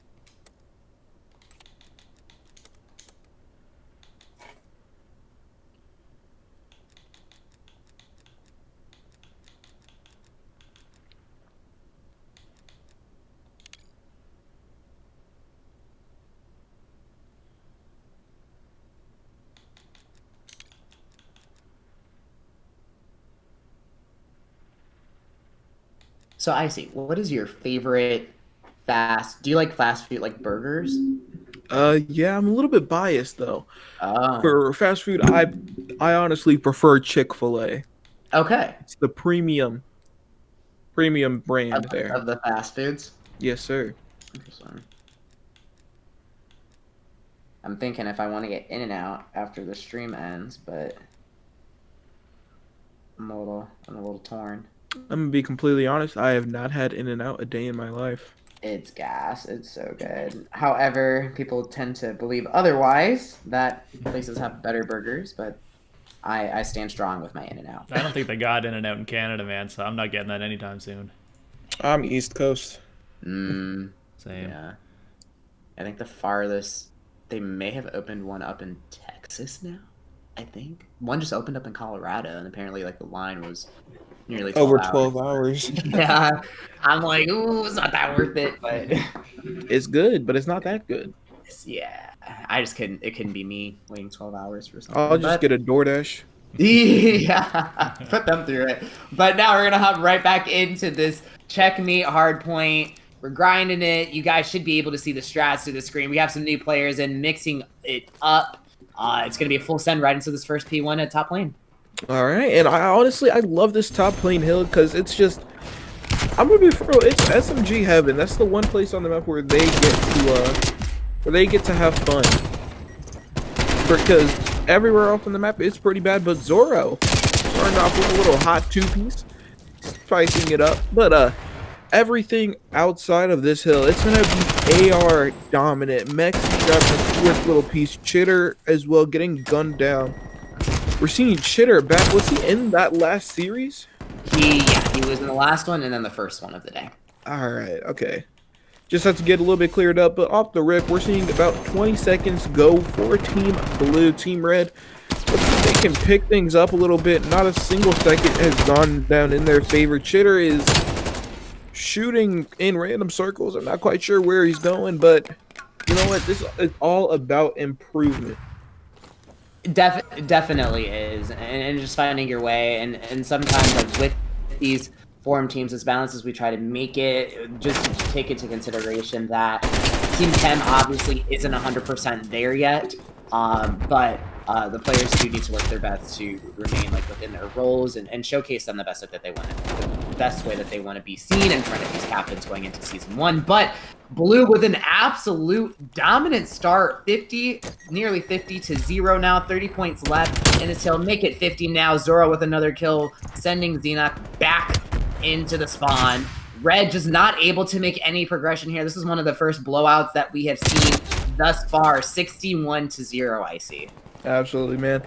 And it's honestly looking like they might be able to get the rotation going if Mexi doesn't get that free kill right there. He gets drifts, but is he able to get Xenox? He's unable to finish that final kill. So it looks like some early time might be going in favor of Team Red. They get a single second on the hill, but there it is. Some points finally going in their favor.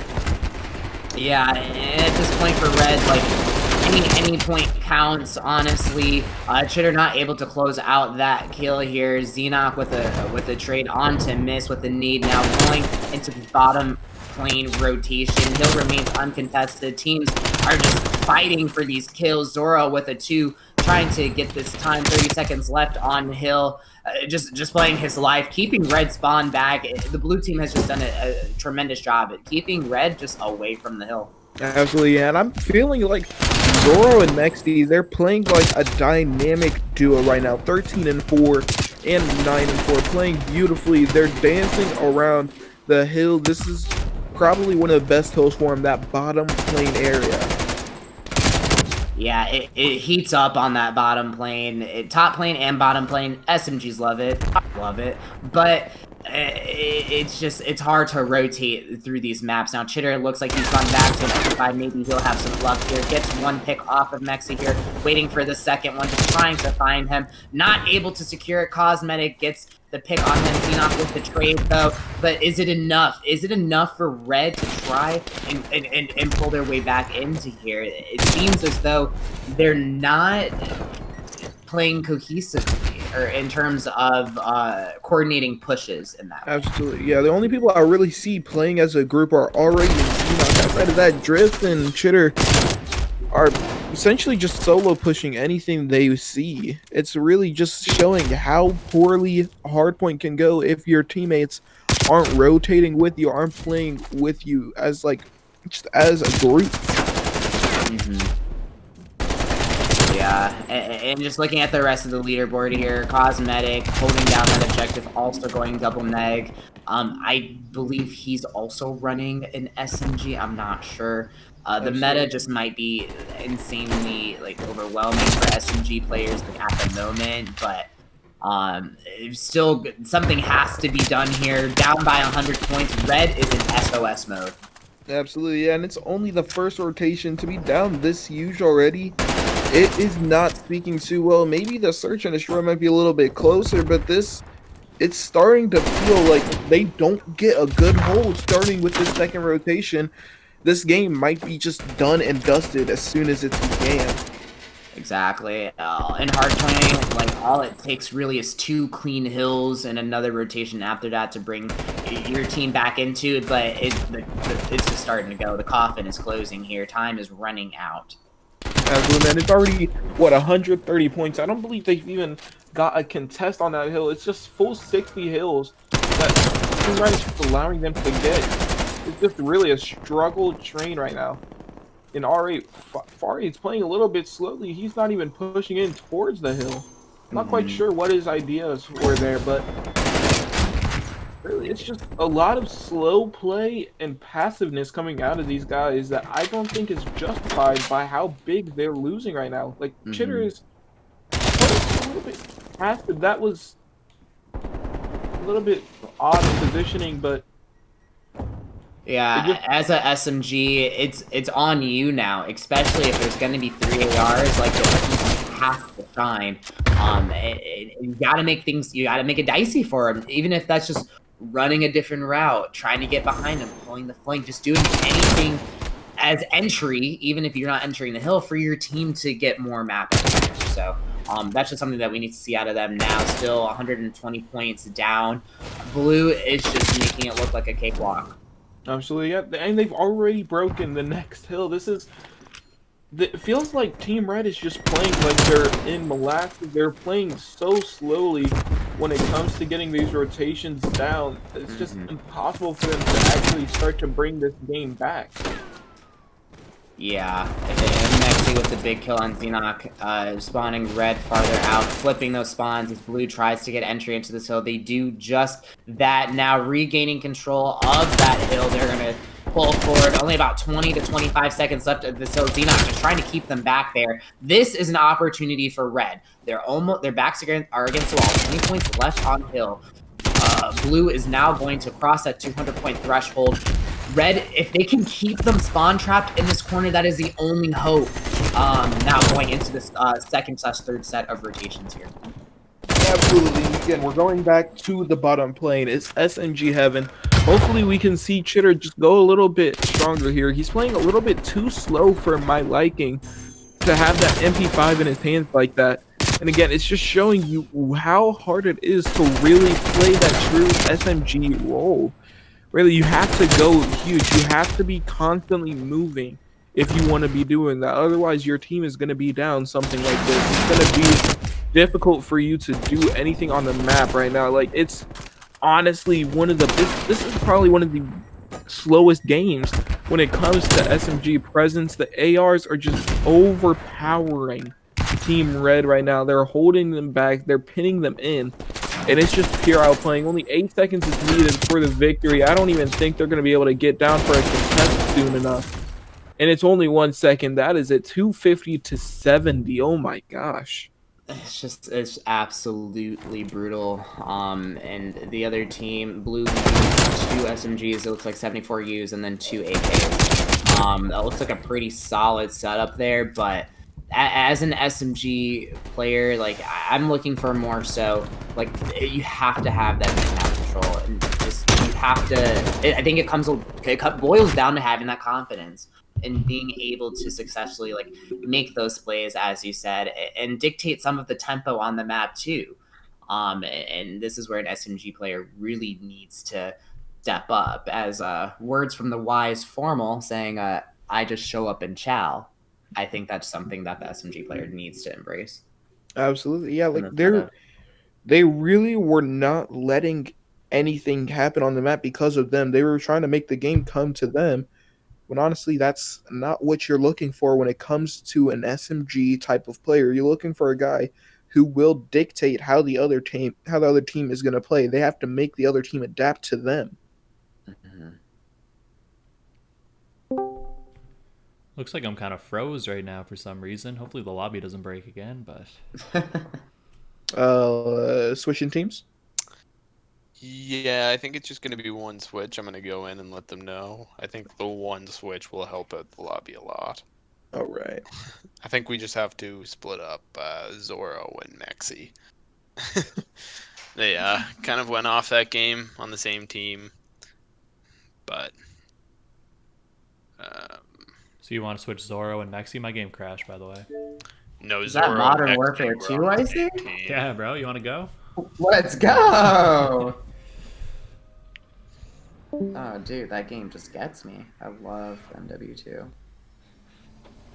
I'm going to be completely honest. I have not played MW2. What? Why? Dude, bro, I'm gonna be completely honest. I started gaming in Black Ops 4, bro. Damn. I'm brand new. Late to the party. I mean, I can still shoot straighter than your best friend. So I don't know, man. Doyle has thrown up a 1.63 KD so far in the league, so we'll see. Yeah. There's nothing like MW2, like anything around that era. Yeah, that is actually true. Because that was, I think, MW2 was my first Call of Duty game way back when. Yeah, I don't even same. know how old I was. That came out in what, 2008? 10? 9 maybe. Yeah, somewhere around there. It was 2009. Yeah. How old were you playing MW2 at? What? I was 11 playing MW2. I switched the teams, so just they're all. I think I invited you, Doyle. Just ignore that. I mean, I was in grade 7, I think, when MW2 came out. I'm not even gonna say how old I was. Because I'm 24 now. So you're 2 years older than me. Yeah, it makes sense. Well, you're definitely in middle school. Yeah, Because I remember almost failing grade 8 because of what is it? Black Ops 1? Yeah, Black BO1. Yeah. Yeah. The Yeah. grind. Absolute grind. I missed like You 60 did days of miss a school. lot of school, bro. The real grinder. That's Oh, kind of. real I mean, grind. that's when grinding was really like. That's when grinding was literally just like staying up and waiting for the DLC to come out to try to Yeah. download it immediately and play. Like DLC PBs was like like all this. night. Like it. There's just nothing like it. There really isn't anything like being in middle school and having no commitments in the real world. That's true. Yeah. Or now even. Yeah. Hashtag. Well, Won't say it. I That's think kinda that's right like- then. You see that? All good. Yeah, that lobby looks right. That's one of the pluses of COVID, though. Like, I've been able to actually, like, get into COD again. Yeah, games in general. A lot of single player games. There wasn't enough Yeah. games though for me to play in this COVID season. I literally just started grinding COD. Like, this was my first competitive was, Modern Warfare. So, I mean, I hated Modern Warfare with all my heart. I knew it wasn't right. It wasn't right. I'm so I glad could just feel that as soon as I played it. It just did not feel like a COD. such True. a fundamentally broken There's always the game. problem that you do as like a COD player. It's like you put it in, you hate it immediately, you start to convince yourself it's good. That's exactly what I went through in the Modern Warfare beta. Going, Just like, oh, yeah, this it's- game it's sucks." good. I thought I It's good. really had hopes for Modern Warfare in the beta. I genuinely did. Dude, when Beta I was saw more Karma fun, drop man, in straight nuke up. day one, I was just like, oh yeah, it's gonna be a good year. It's gonna be a good year for COD. I started dropping like 70 kills a map in the Yeah. beta, like on Gunrunner, and I was like, I figured it out. This game's good. It's just Yeah. I didn't have it figured out. I have it figured out now. I was all confident, and then I stopped playing it like 2 months in. Yeah. Like, just I put- remember the AK in the beta, and that was Oh. pretty lit actually. But this search and destroy is gonna be equally as lit. Crossroads gets heavy. R8 with the sniper versus Zoro on that sniper. Let's get into it. All right, and here we go. Really, Crossroads is one of my favorite search and destroy maps, honestly, just from the ways that you can play. Really, that bottom ice A spot, R8. Ooh, just barely misses that snipe. He gets gunned by Xenoc. But again, it's a split push here. Bomb has not moved really from that P2 spot. Yeah, it's pretty much at a standstill so far. Make it a 3v4 favoring the red. Blue just looking for an access way to try and move. Babam goes down. Drift with the pick off of Mexi here. Finds two onto Mist. Make it a 1v3. It's all down to cosmetic. They're all sitting together too. I mean, Zoro, with that sniper, he could do a little bit of damage. Now they know exactly where he's at. And that is it. Ooh, body shots coming in early. A little bit aggressive, but hey, I love it here. Yeah, Trigger with the big trade closes out that round there, but drifts. Finding two right here. Major.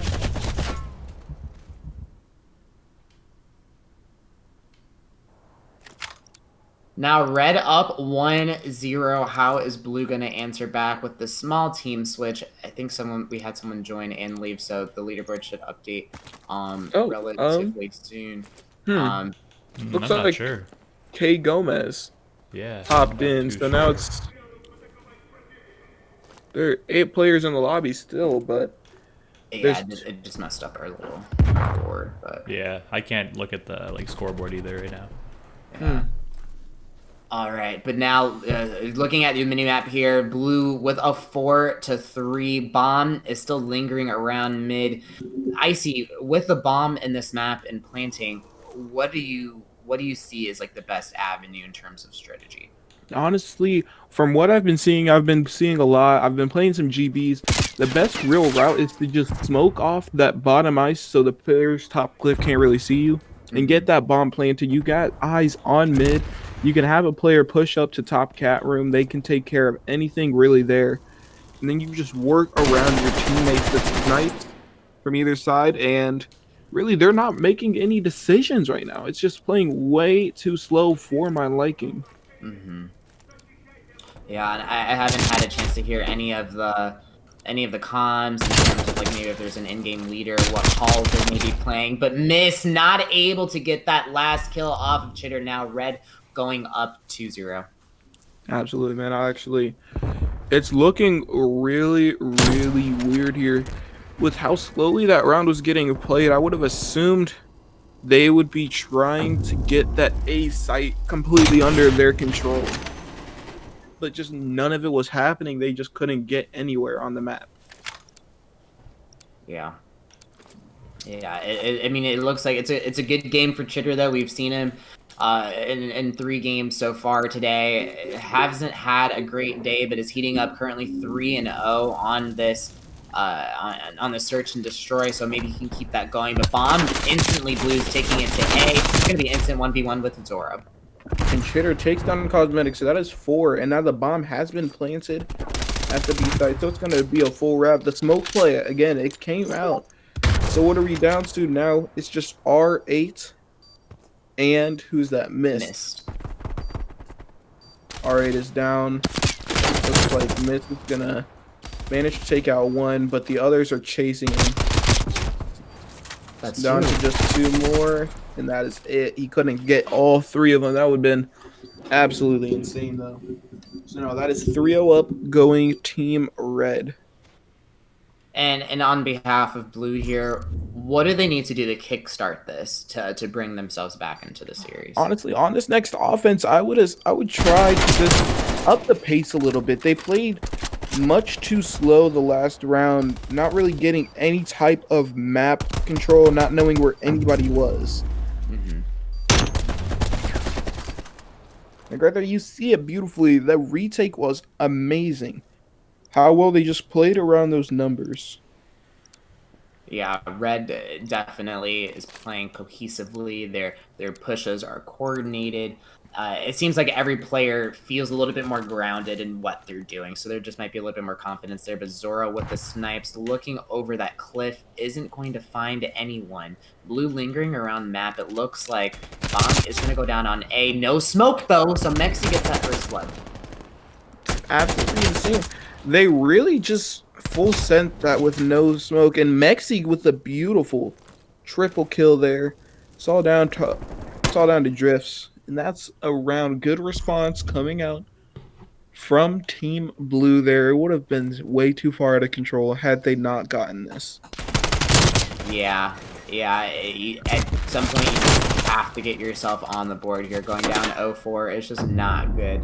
At some point, I don't know if the audience knows the term, but you end up losing full. And once you lose full, it's gone. It is gone. But Red with the momentum still, we're gonna hop right behind Zoro.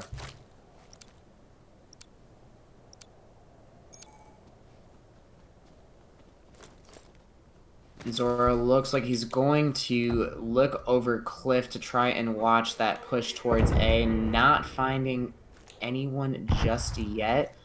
Blue is lingering around that B bomb site, playing it a little safe, trying to get a first pick, but not putting themselves in the positions to get that first pick. Drifts with the first pick onto Cosmetic, now make that a 4v3. Or 3v4, I'm sorry. Absolutely. And the bomb really just no progression coming out of Team Blue. Again, this is what was happening those past couple of rounds. They just do not have those pushes down pat yet. R8 with the bomb, but he also, I believe, has the sniper out. So really, there's nowhere for him to go.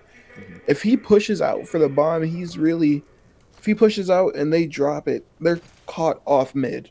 It's really impossible for them to go anywhere unless they have that guy pushing forward. Now it's a 2v2, 3v2, my apologies. They're just not making a move at 30 seconds. Yeah, so A bomb site looks like that is going to be the one that they pick. Drifts with the pick off top. Is going to need bomb, but it looks like there was a trophy placed down by...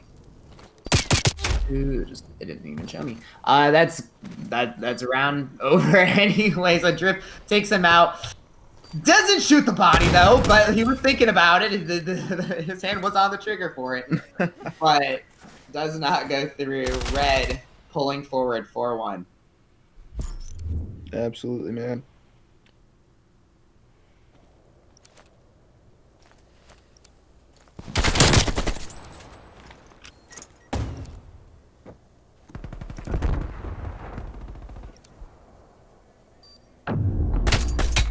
right, so red 2 rounds away from closing this out, but blue 3 rounds from making it even. Do you see red pulling this away with a dub? Do you see blue coming back? I think. Oh, that's not. Yeah, not sure who this guy is, to be fair. Is he like on the roof or some And shit? bro? Capizoli is on He's the not roof. on the roof. How do I get this dude out of the game, man? We just might have to do a restart and just have red up 4-1. Yeah, we'll probably just run the control anyway. It's getting pretty late, Yeah. so Yeah. we'll probably be all right.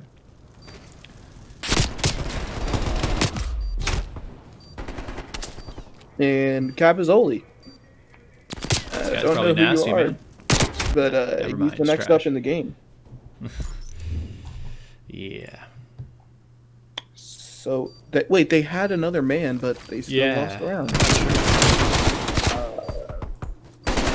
Team Blue needs a little bit of help. Losing in a 5v4, Capizoli gets had back. Shoot his body. I think we'll just end it. I think just run the control. Yeah.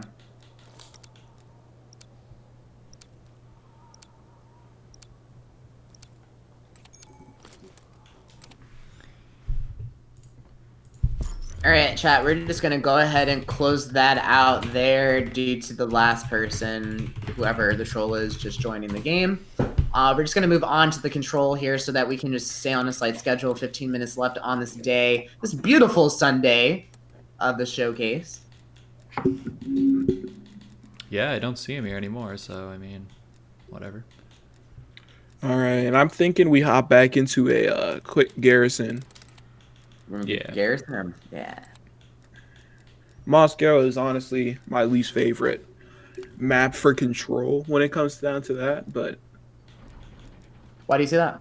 Just due to that back library, honestly, is a little bit annoying to me. As soon as, unless you had those smokes like you did back before they got GA'd, you really could operate with them. Without those smokes now, it's kind of impossible to gun them out unless you have players who work on that mid flank. Yeah. Yeah, that back library is brutal. It's absolutely a funnel, man. If you push in through escalator side, you're pretty much guaranteed an L unless he gets gunned. Yeah, because while you're pushing out that back fountain site into library, you got to hold that, and you got to hold top eskies and the alley. It's a rough one. Yeah, for sure, man. But here we go, garrison control. Again, this site, I don't understand why teams don't really go towards that A site. It's kind of not even thought about. I've never seen really just lives. I've never seen it go down to full captures, just lives that dictating how the games end.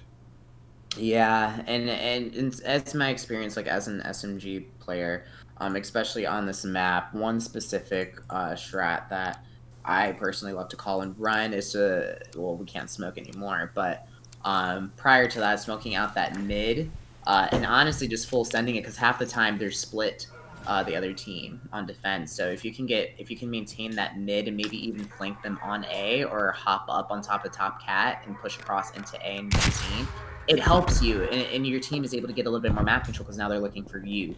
And your team can kind of push up. So it helps, but again, like your SMG player just has to be super on top of making those plays. But hopping right in, R8 with that first blood onto Zoro. Looks like lagging here, but is lagging a little bit hard. But Blue able to start getting some progress on B here. Miss laying low, naded, trying his best to stay alive.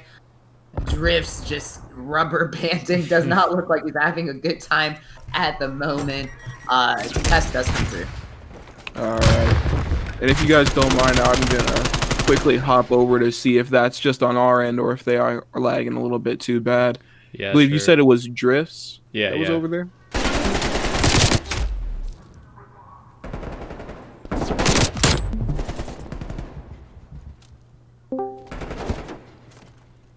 Alright, so it does look like Drifts is having a little bit of issues. It's a little bit hard for him to play right now.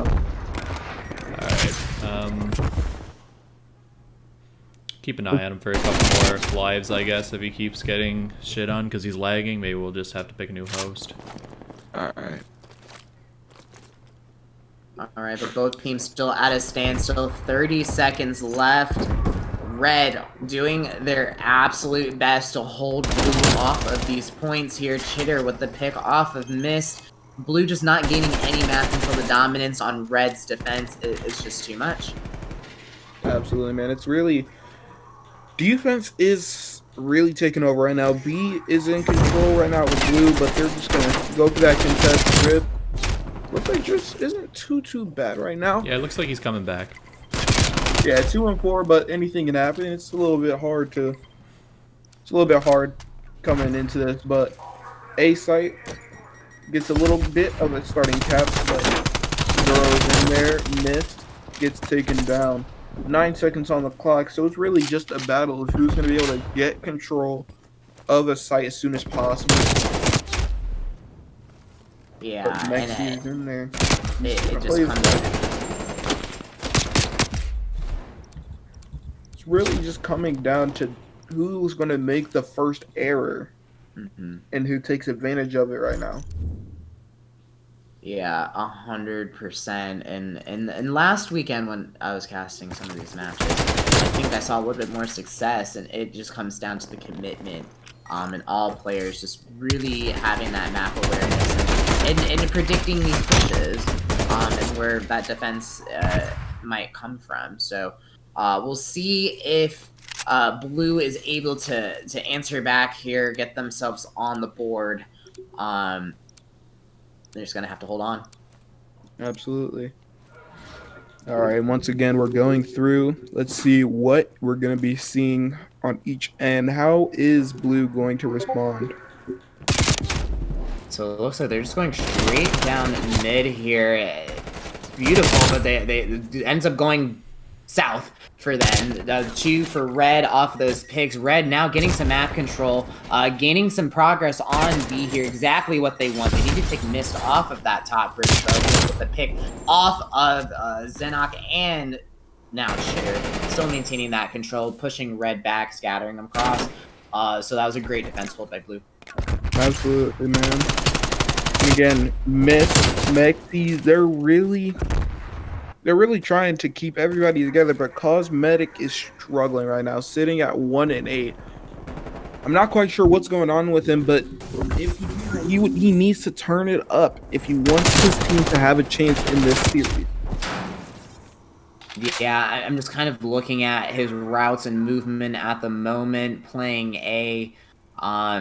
I think he's just sitting back, posting up, and maybe waiting for them to start that rotation through. Not exactly sure of his strategy going into this one. Red with a significant amount of progress on a B now, going into that third tick. Contest does come through. Zora with the pick off of Mexi. It's getting a little dangerous for Blue. Oh, yeah, man.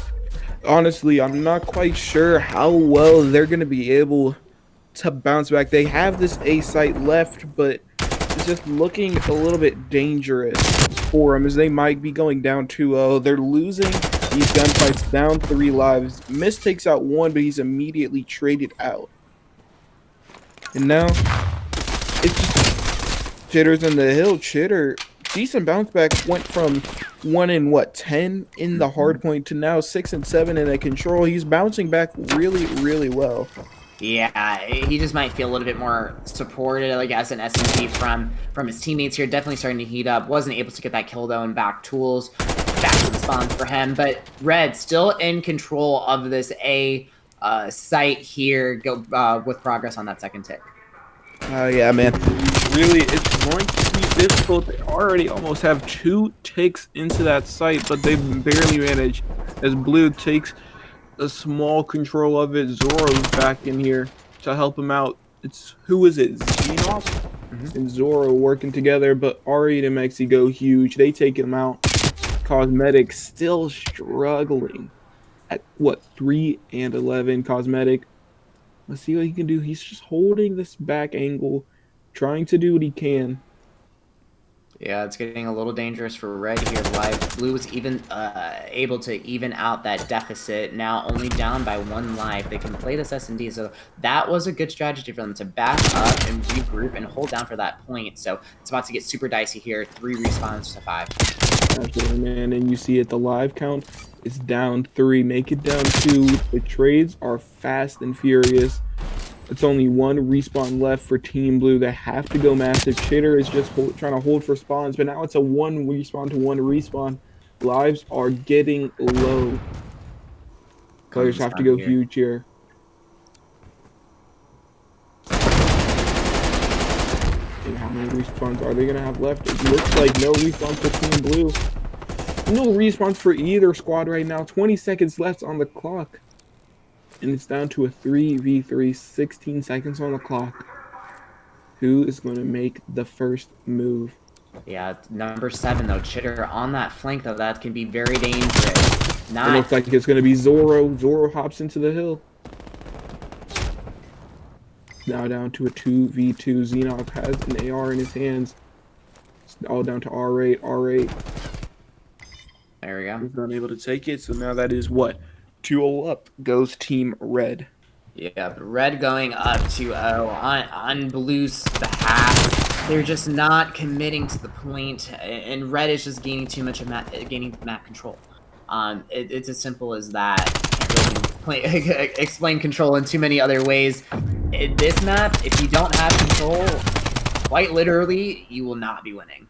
Absolutely, it's really just you have to commit. If you don't give a certain angle, you're never going to be able to push forward and grab that full control that you're looking for when it comes to a zone. Like you saw it, they're going in on the defensive end. They were just taking too long holding down mid when they had no need to. They really could have just rotated back and started to prep to making the next rotation. Yeah, they went super heavy with that mid push, but like you said, just did not do anything with it. So just a failure in execution on that one. But that's 3 instantly down for Red squad right there. So Blue pushing forward, needing to get this map control, assert themselves back into the series here. But only down by, now life count is even again. So another case of a strong push, but the execution not thorough. Exactly, man. Like the defense, it's going to be hard to get onto. It's hard on offense already. When you make those types of plays, you have to capitalize as soon as you get that control. You saw that with Team Red; they were doing perfect on offense. As soon as they made a move, they immediately capitalized. Starting a kill cam from the last round. Who was it? It was Chitter, I believe, who dropped down immediately. He capitalizes on his movement, and he takes the map position he needs. In the 14 seconds left on the clock, and Team Blue is just now getting into the zone. It's done and dusted already. Yeah, I think Drix put him in a coffin on that one right there. That big. And it is night. Team Red win at 3-0. That's a smoking if I've ever seen one. Yeah, it's just solid, and on the Blue squad, looking at the kill feed, or the scoreboard, it just shows that, yes, like, kills can contribute, but if you aren't getting those important kills and your team isn't getting that control, it's just not going to work out for you. Beautiful thoughts from Mexi there, but they're unable to take the victory there. But still, I know I had a fun time casting today. Yes. Yeah, for sure. That will be the end of our games for the day, but everyone in the chat, make sure that you follow the casters on Twitter. They can link their Twitters in the chat and in Discord if they want. And yeah, like, it's not easy, bro, to be out here for 4.5 hours casting like 12.5 maps because we had to restart one. So yeah, it's a lot of work. Yeah, it feels good to be back into the casting booth, though.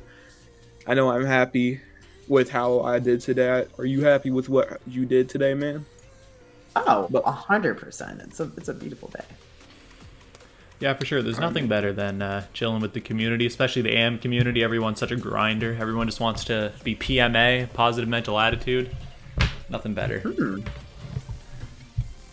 But yeah, if you guys wanted to have anything else to say, like I said, link your socials so the boys can give you a follow. But yeah, that's all we got for today. I'll have a little discussion with the chat about what the plan is moving forward. But we've had that discussion many times now. They're probably sick of hearing my voice. But yeah, that'll be it for today.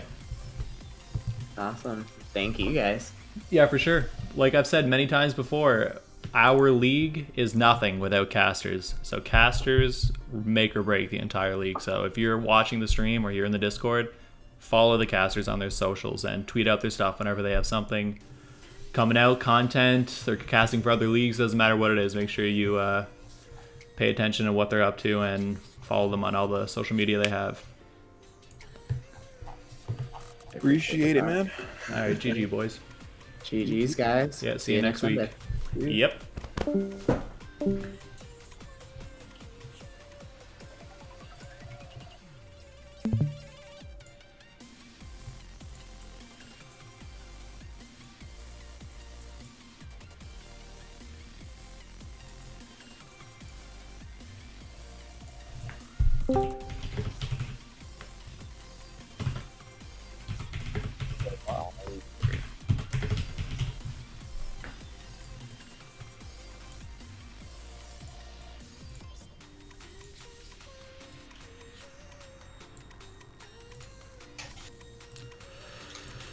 Oh man. Another day, Doyle. Anything else you got to share before we shut her down? Not a whole lot. We are nearing, I believe, 60 vouch players. That's perfect. I think we're like counted, but of course now I forgot how much we're at. It's either 54 or 57. I want to believe it's 57, but it might be 54. So no matter what, I think we'll see a lot of new players probably show up for week 3. I know I've got a lot of DMs today specifically about it for new signed up players. So if you're watching right now and you haven't been vouched, meaning you haven't played a game in any of these showcase yet, we have one last weekend before the draft on December 20th. So make sure to react the roles to the time slots that'll be available either probably, I think it's usually Thursday or Friday we have them up.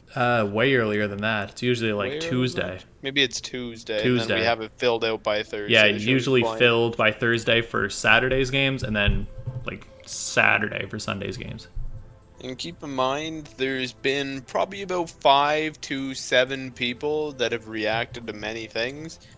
You're probably going to lose priority unless you message people telling an admin saying you're definitely going to play, because it's annoying seeing the same names keep coming up and just ghosting us when the day comes. So I'm sure you know who you are. You've been added probably about 5 to 10 times tonight. Yeah. So if I see your name when we're trying to make the list for those games, make sure you add an admin saying I'm definitely going to be there, because if there's another new guy, your spot's probably going to go to that new guy. Yeah, we're not at the point anymore where we absolutely need new players either. Like, we'll definitely accept new players, but we have a functioning amount of players for sure that are dedicated at this point. Exactly. Yeah, so if anyone in the chat has any questions about the schedule or about what the plan is for the entire scheme of Season 0, or Season 1, I guess, now's the chance to let them rip, all 14 of you boys in here.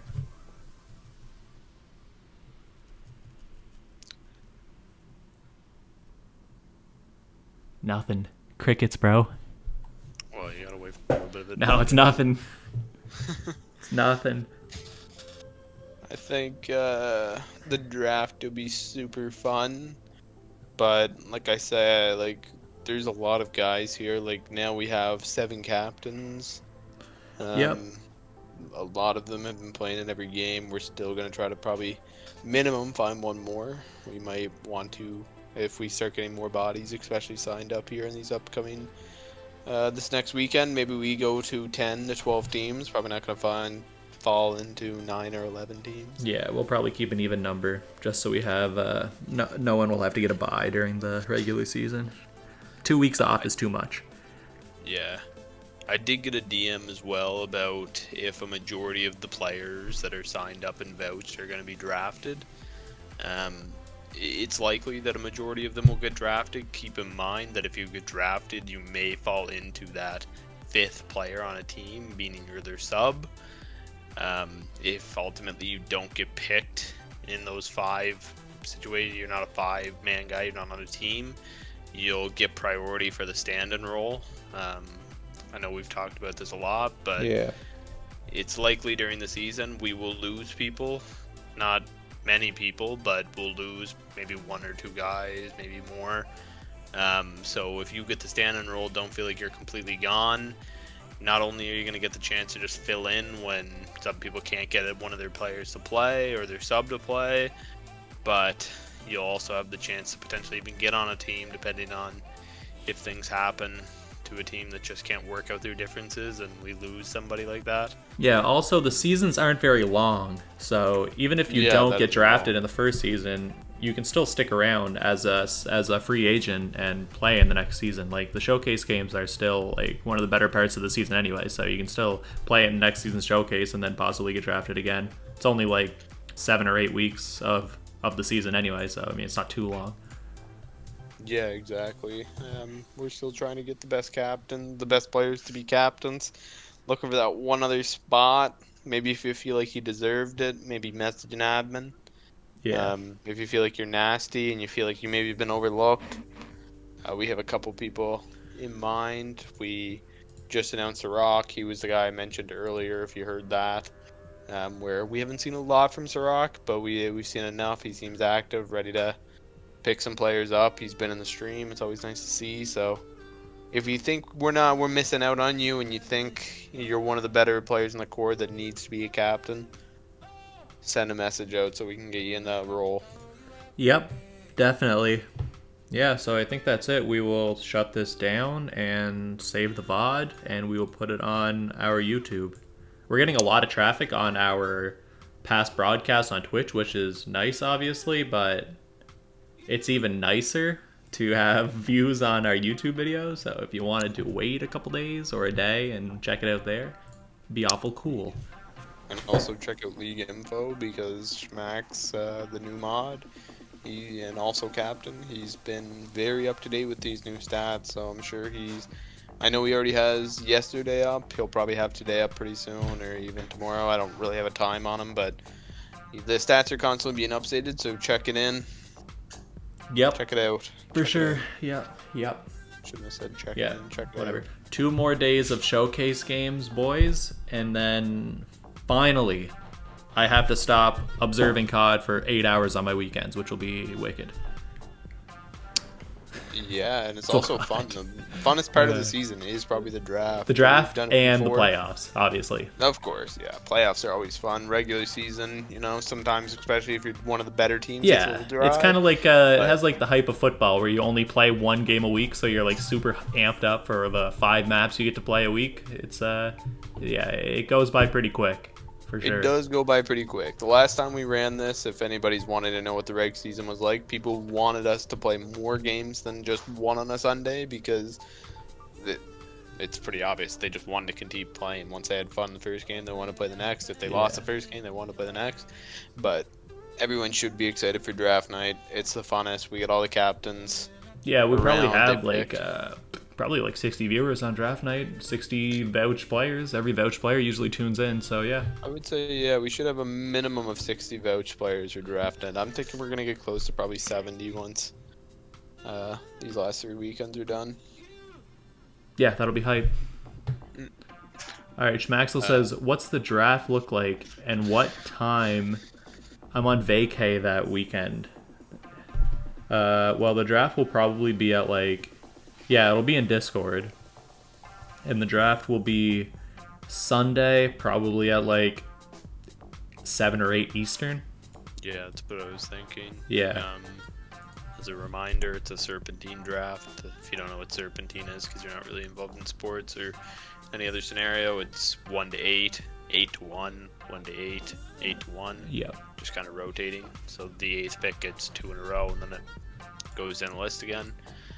But yeah, we'll probably have a channel in Discord. Yeah, for sure. We definitely will. Everybody will hop in, and we'll figure out how we are kind of announcing the players. Maybe we'll go towards more of an NBA feel, and Harm will jump in as the commissioner We'll see. and announce the picks. Maybe. We'll make something fun. Yeah, this is like a preview of what the draft will probably end up looking like. Something like this. I'm streaming it right now, but yeah, something like that. Maybe not exactly, but close enough.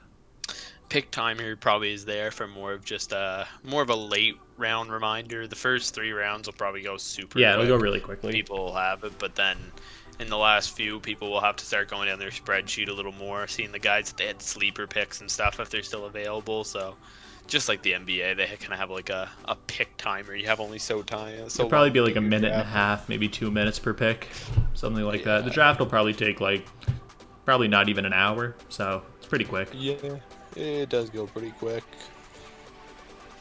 Yeah.